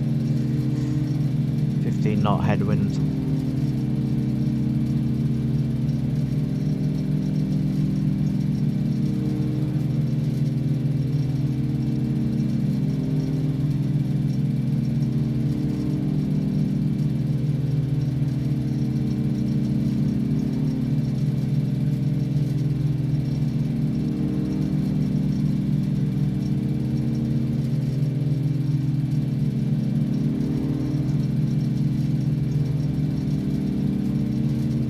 As a bat.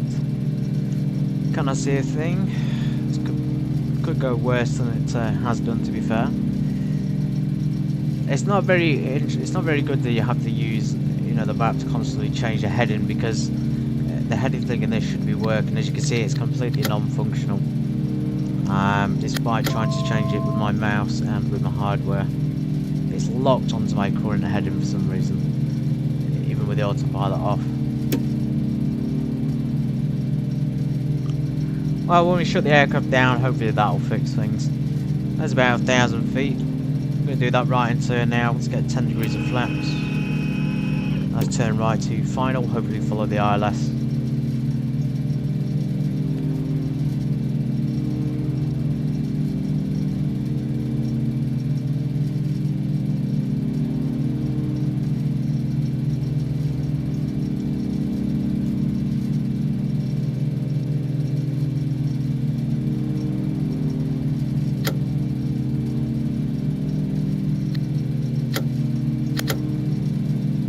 Kind of locking onto it. Speed should be decreasing soon.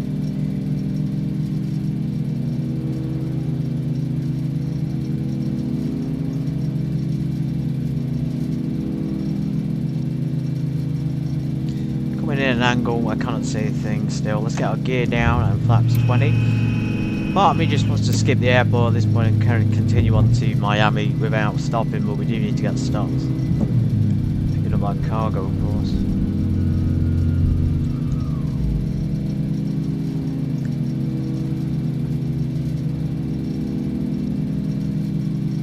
We're at 600 feet off the ground here. Let's go flaps 30.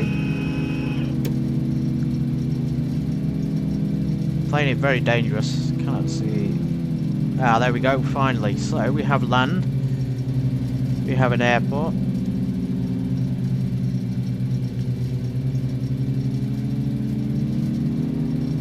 Let's keep our speed up now. So lights. At least we've got some ground cover here.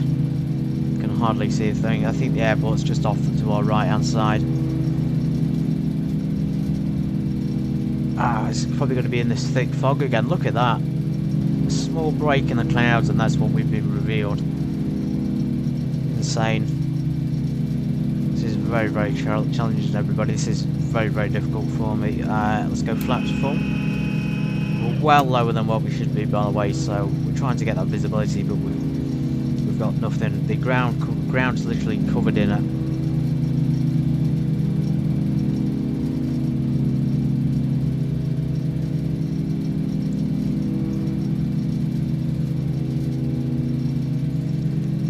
locked onto the runway now. Fingers crossed that we can see it when we come down a little bit lower. If not, we may have to do the inevitable and just continue on, because this thing ain't gonna fly no less.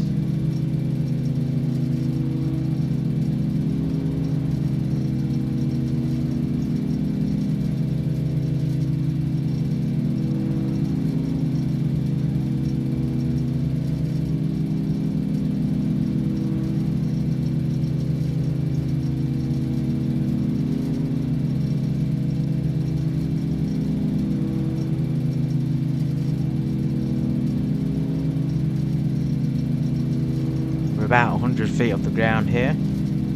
There's literally nothing. The clouds are at ground level, so it's impossible to see anything. We missed the runway. The runway's next to us somewhere.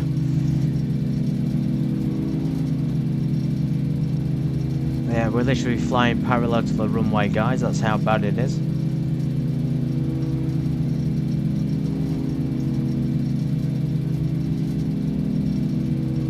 Visibility more than 10 miles? Not really. Sky conditions broken at 2700. I think this weather thing today is just completely broken. It's all been completely accurate. Anyway, gear up. Let's go. Let's go. Back up to 25,000 feet. Maybe not. Maybe back round for an approach.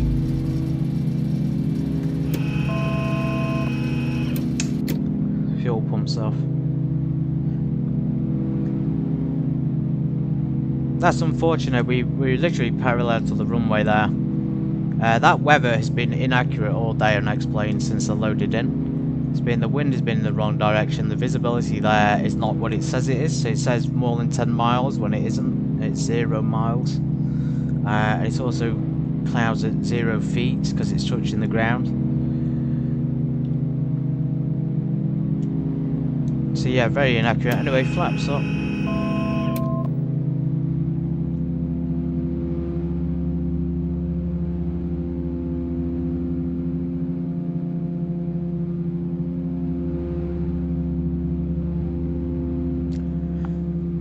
Let's continue, everybody, to Miami International Airport.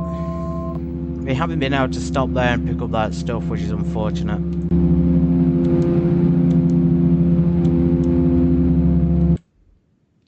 Yeah, that weather's completely inaccurate. So we'll continue on anyway to Miami. 25,000 feet we go. Let's try and get stabilised. Let's get the autopilot master on ready. Trying to fly this thing out of here as well is a nightmare. Landing lights off at this point. Set pressurisation, so back up to 10,000 on the pressure. 1,900.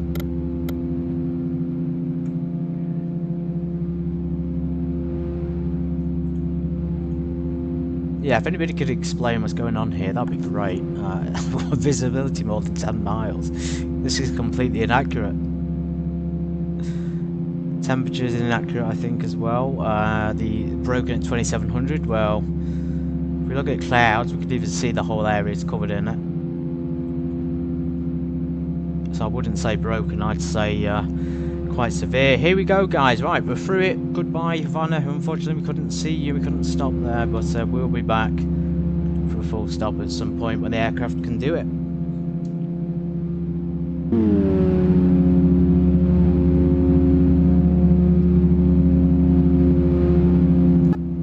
Passengers in the back are a little bit disappointed, and their cargo is they can't pick up the rest of their gear, but we're continuing now on a steady climb. The aircraft is a little bit more responsive as we pick up speed at 187 knots, true ground speed that is. Let's go ahead and stick the heading and the vertical speed mode on.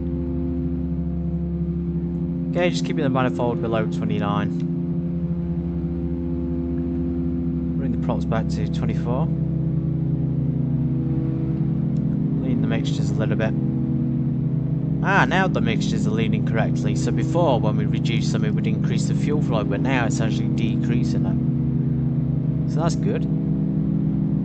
Maybe flying through that rough weather was helping it. Pressurization is rising. We could do with a bit more than that, so it's about 1,000 feet a minute. Again, just back up to 25,000, 2,000 feet a minute climb onto, onto Miami. Let's go for the GPS navigation. 29992 on the thing there.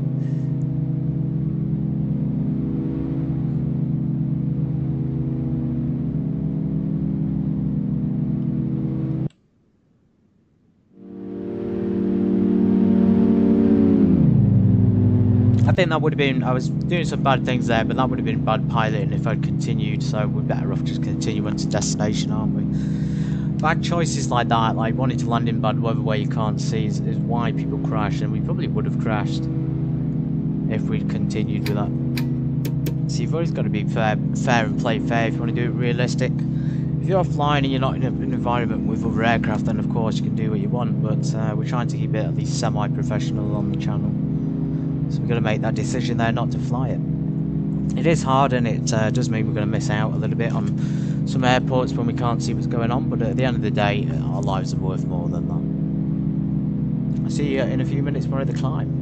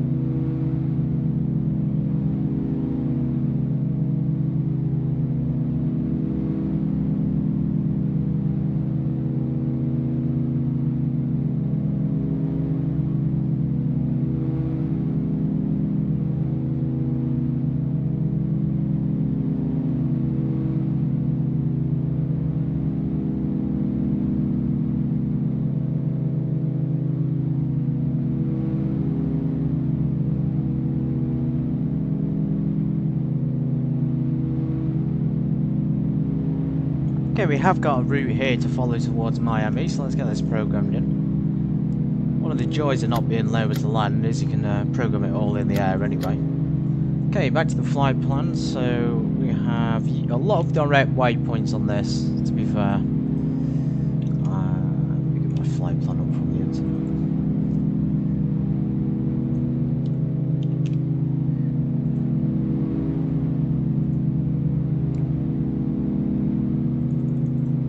We may have gone past a few of these, so we'll have to skip them.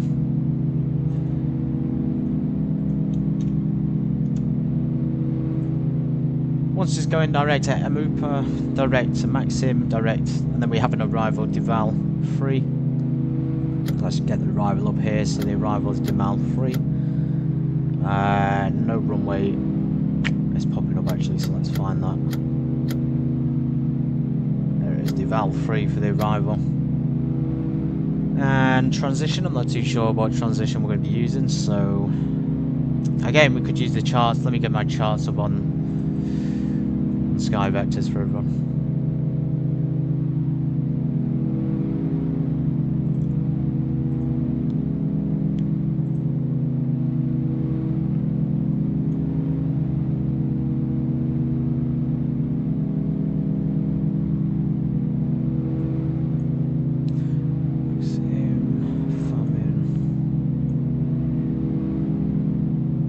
Maybe straight in for 09 possibly, if that's the runway we're landing on.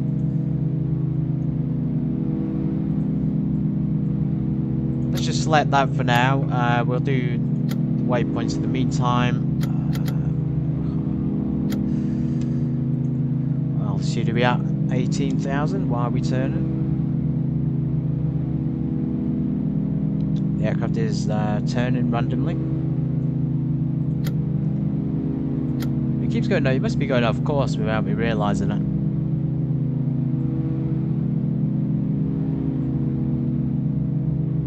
That's strange, isn't it? Anyway, director, move to director Maxim. Let's get MAX.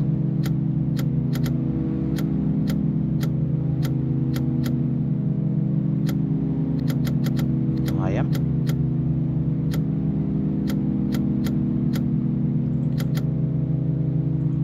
Hopefully this will follow the flight plan. It's kind of struggling a little bit. It's doing those steep 30 bank turns, so you can't really change the bank angle on this. Oh, is it 25? Let's just slow our ascent rate again. Yeah, so Maxim there is on the flight plan now. We can see it, and then that'll be direct to the arrival. I'm just trying to figure out what the transition level is, what the transition thing is for the airport. Look here on the map together. The looks like we have hazards going out here and then coming round. No, we don't want that. We want this thing. Airport diagram. We got. I suspect it will be runway 9 or runway 8 for the arrival, just based on the wind. So wind in Miami's in the mid, sort of southerly pushing. If we need to divert, it will diversion to West Palm Beach if needed.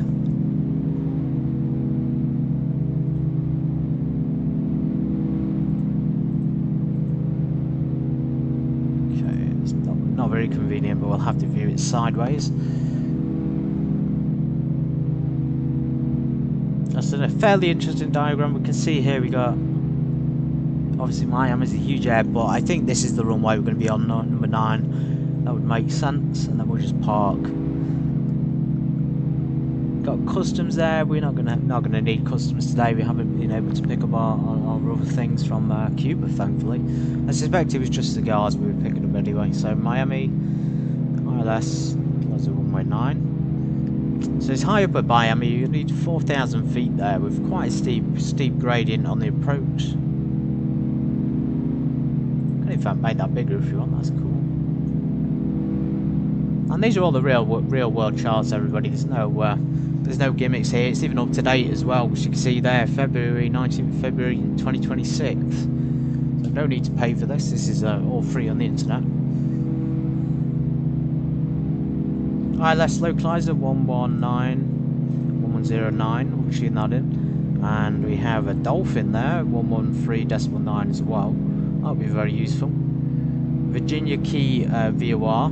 These are all good references. I think we're going to go for the Dolphin though, 1139. That'll be a little bit better.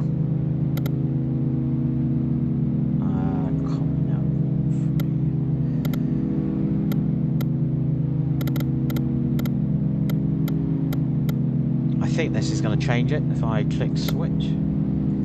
So that should be now the Dolphin on the backup. And we'll tune the ILS localizer 1109 onto the main one.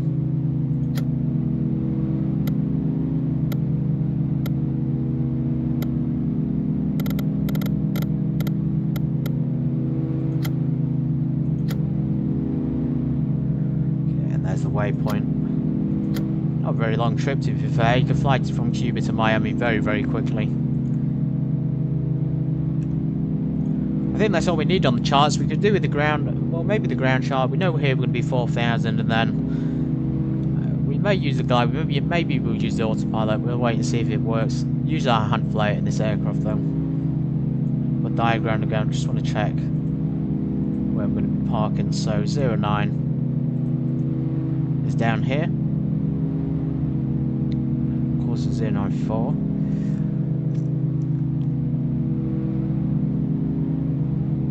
Got a penalty box there, midfield fire station. Just based on how big the airport is, this part here, I don't know if this is for GA, but it could possibly be GA. So we'll go to this part where Romeo is. So we taxi, hopefully get off the runway by Tango 7. Taxi Yankee into this little section that we can see on the map.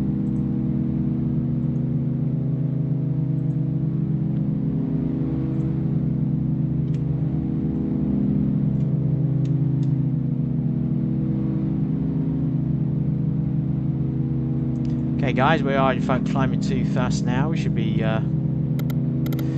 25,000 feet, not 27. Reduce the props down to 2100.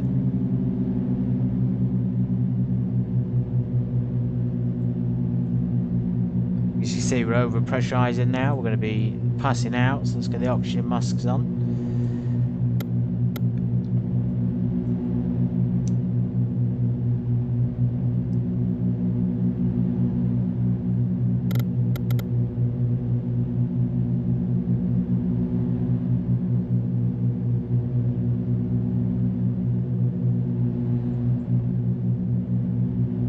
That's how quick it is on a pressurized and complex plane to get caught up and behind on it, so you end up missing things like the pressurization not working.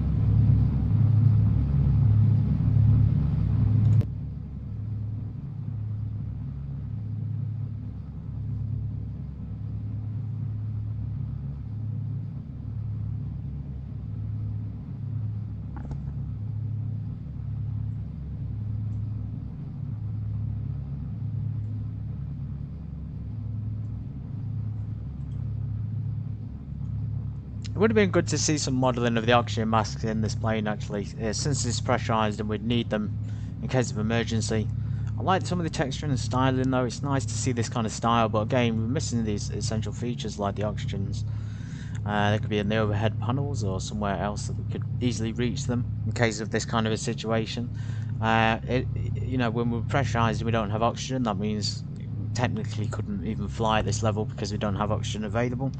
Altitude mode, right, 25,000 feet. Let's keep the 2100 on the RPM. Cabin will just get depressurized now and lose some of that cabin pressure until it's at 10,000 again. 10,900. So fuel flow, we're going to bring this back even more now we're at level. Again, it increases. I guess we could leave it there then, about 19.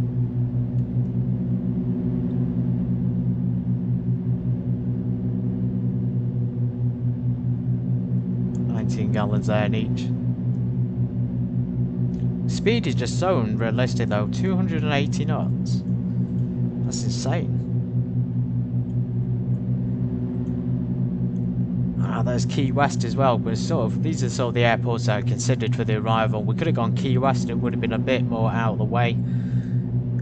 We'll have to fly Key West one time, in probably in the King Air, I suspect. Got Sugarloaf there, you know, Summerland, Key Cove, really good places. So close to Cuba, as they're saying, close to the Bahamas. Best of both worlds. Okay, there's Maxim, the waypoint. We should be doing a turn now to the right to our final.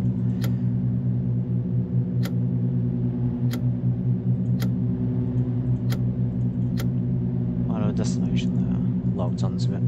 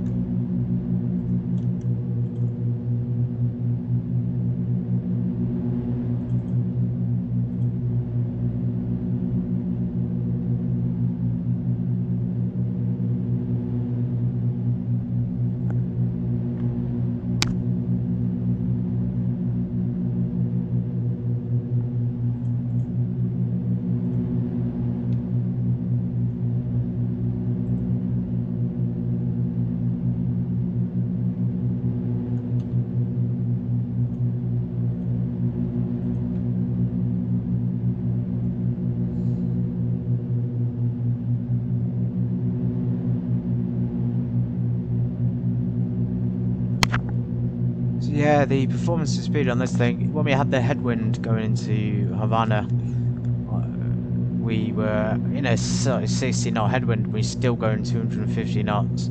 So we're still going faster than we need to be. Now we've got a tailwind going into Miami. We're going apparently 364, but again, these are just completely unrealistic numbers. That's the ground speed. You got indicated is up here. You know, about 246, 247 knots on the, excuse me, on the airspeed. But yeah, this speed up here seems incorrect.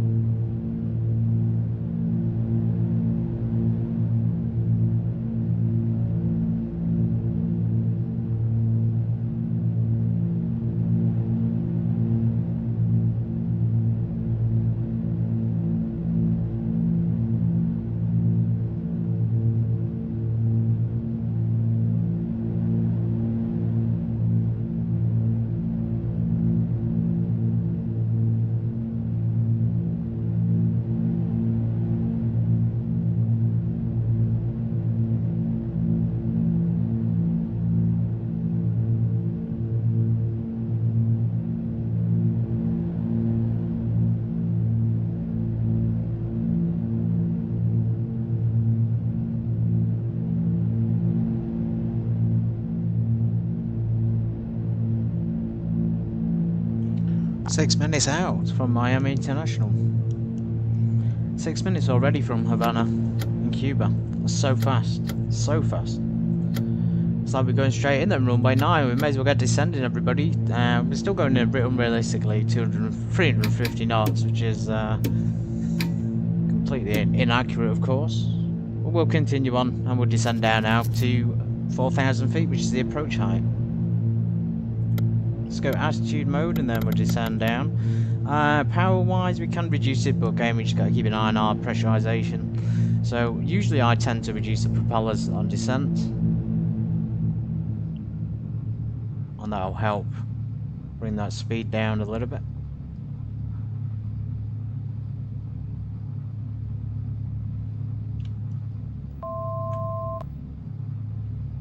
I don't know what that beeping is. That usually is 1,000 feet to go, but we can't set an altitude on here. I guess we could on here, but I don't think it will tie into the autopilot system.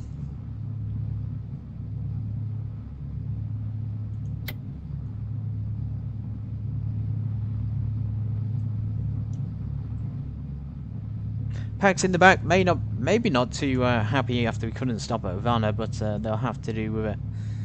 Make do with what we've done with.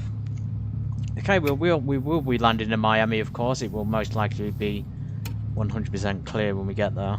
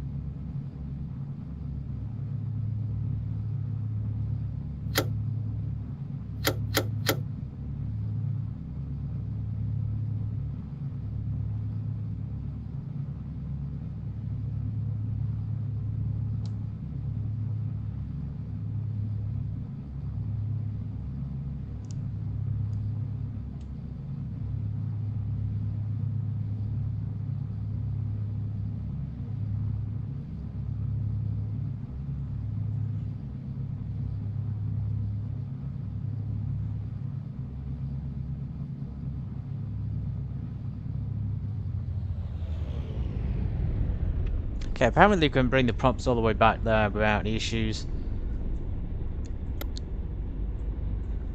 That seems a little bit too low for me. I think if it was that low in real life, it probably would stop the engines.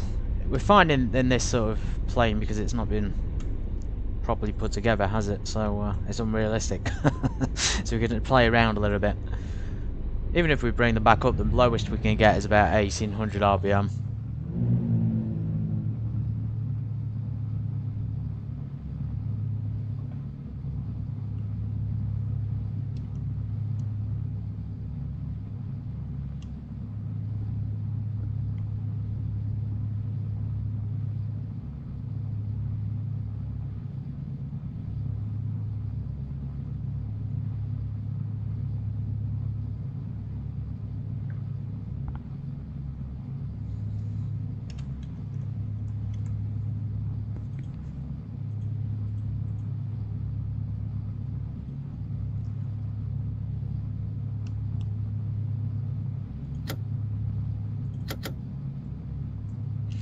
Let's check the Q&H Miami International.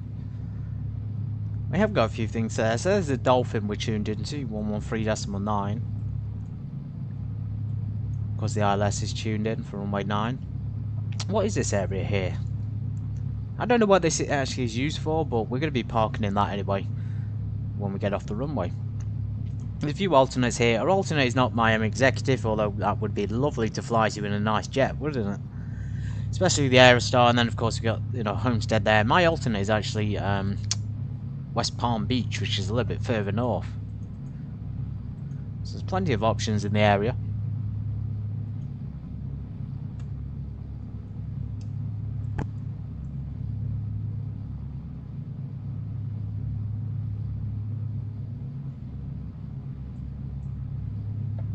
Let's get our mixtures on rich.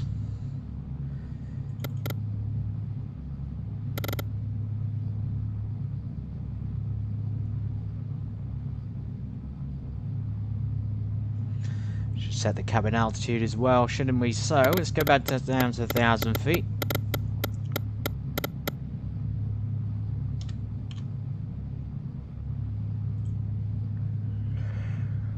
Zero feet on there, and 3024.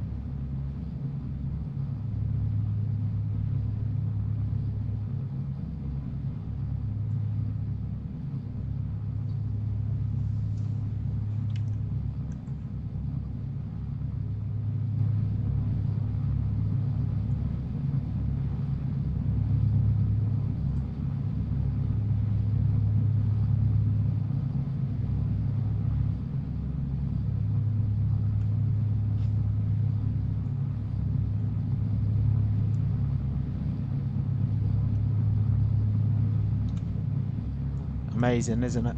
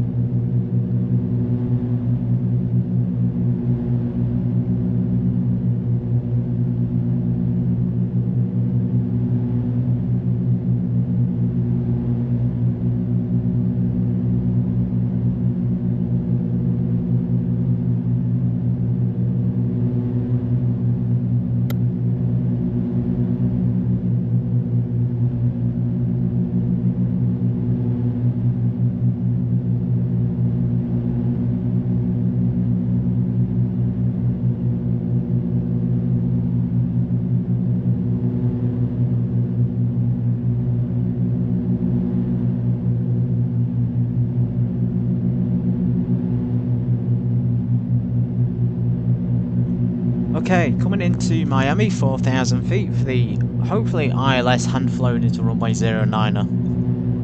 I may be going a little bit quiet because I'm just trying to focus on the plane at this point, guys. So I am still here, obviously flying. Just need to focus.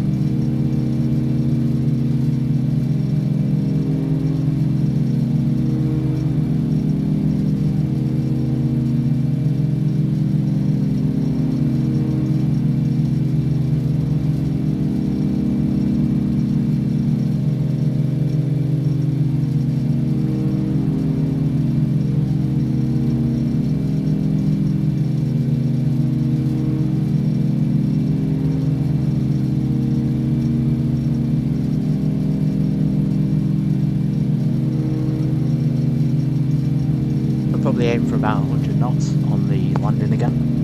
We will be going full flaps, so about 100. We're not as fully loaded as I expected. We have more fuel on board than we hoped. We don't have that extra cargo, so I guess we're going to be a little bit slower than we would have been originally. Winds are actually pretty good. We're going to have a nice headwind. Close to the airport then, I think. Strap in everybody for the final approach, runway 09, KMIA International, Miami.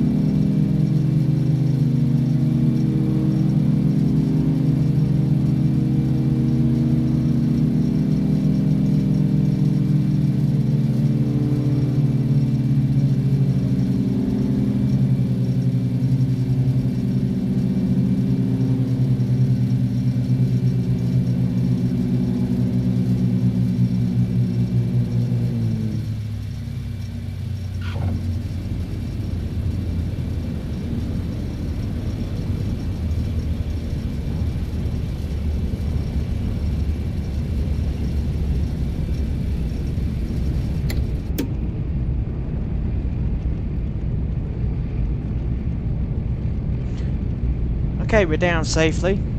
Welcome to Miami International Airport, ladies and gentlemen. Scale flaps up. Landing lights could come off. Not a bad landing. I wanted to hear that screech at the end there because, as I said on previous streams, it is a good way to tell you've actually touched down or not. If it's just silent all the time, you won't be able to hear it. Right, we're taxiing all over the place, so we're going to find somewhere to park. Brilliant, absolutely brilliant. Just a nice little flight there to Miami, KMIA. So we are in fact off the airport runway earlier than expected. I think the GPS had us going a little bit too close to the final there because it was sort of going to continue down to this point and then to the runway 9, which wouldn't have worked. That's not a bad hand-flown approach though. So I sort of took control here and hand flew it. Yeah, not bad in the landing. So we're going to continue down Sierra and we're going to go down to Romeo. Whatever that thing is there, we're going to park in it. In this aircraft, the beacon and the strobes are tied together, so we have to keep them on at the same time unless we pull the circuit breaker, but we'll keep them on anyway. Flaps are fully up. Trim is neutralised to 0. Transponder can come back to standby. Fans, pitos in, all that should have been off earlier to be fair. Cabin lights. Radar as well, I think, and everything else we don't need. Door seal can probably come off.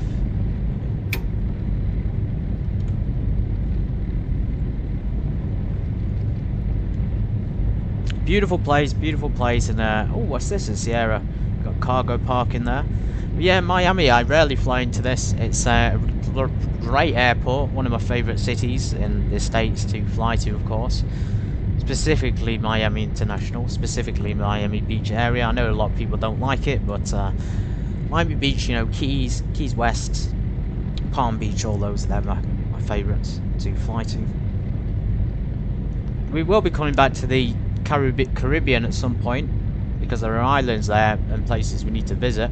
Key West will probably be a good base to start from, and we may be able to do that in the King Air rather than the Aerostar, although the Aerostar has done this flight, which would take a regular twin piston many hours. It's done it in barely 2 hours, so very, very quick.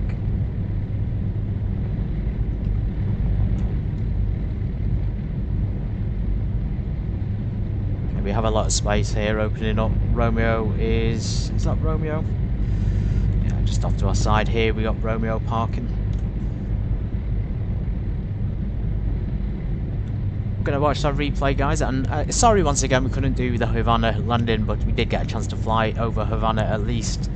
We just couldn't land because it was such bad conditions, and I don't trust the autopilot on this thing to fly the ILS, unfortunately. Not the typical parking, I don't think. This is probably more like cargo stuff, isn't it? Which is kind of why we needed to park here, because we would have been picking up from Havana. But of course that didn't go to plan, so I guess if you are trying to smuggle drugs into the States, think again, because the weather could stop you at any moment. I'm joking, guys, we were actually picking up Cuban cigars, but either way it's still the same, isn't it? We'll park here, we'll get the passengers out. We're actually going to be doing a little bit of cargo flying from this airport in the future, so we might as well leave the aircraft parked here indefinitely.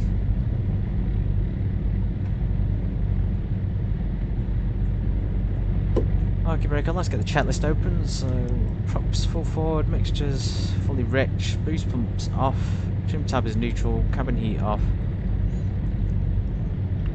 Strobe lights are coming off.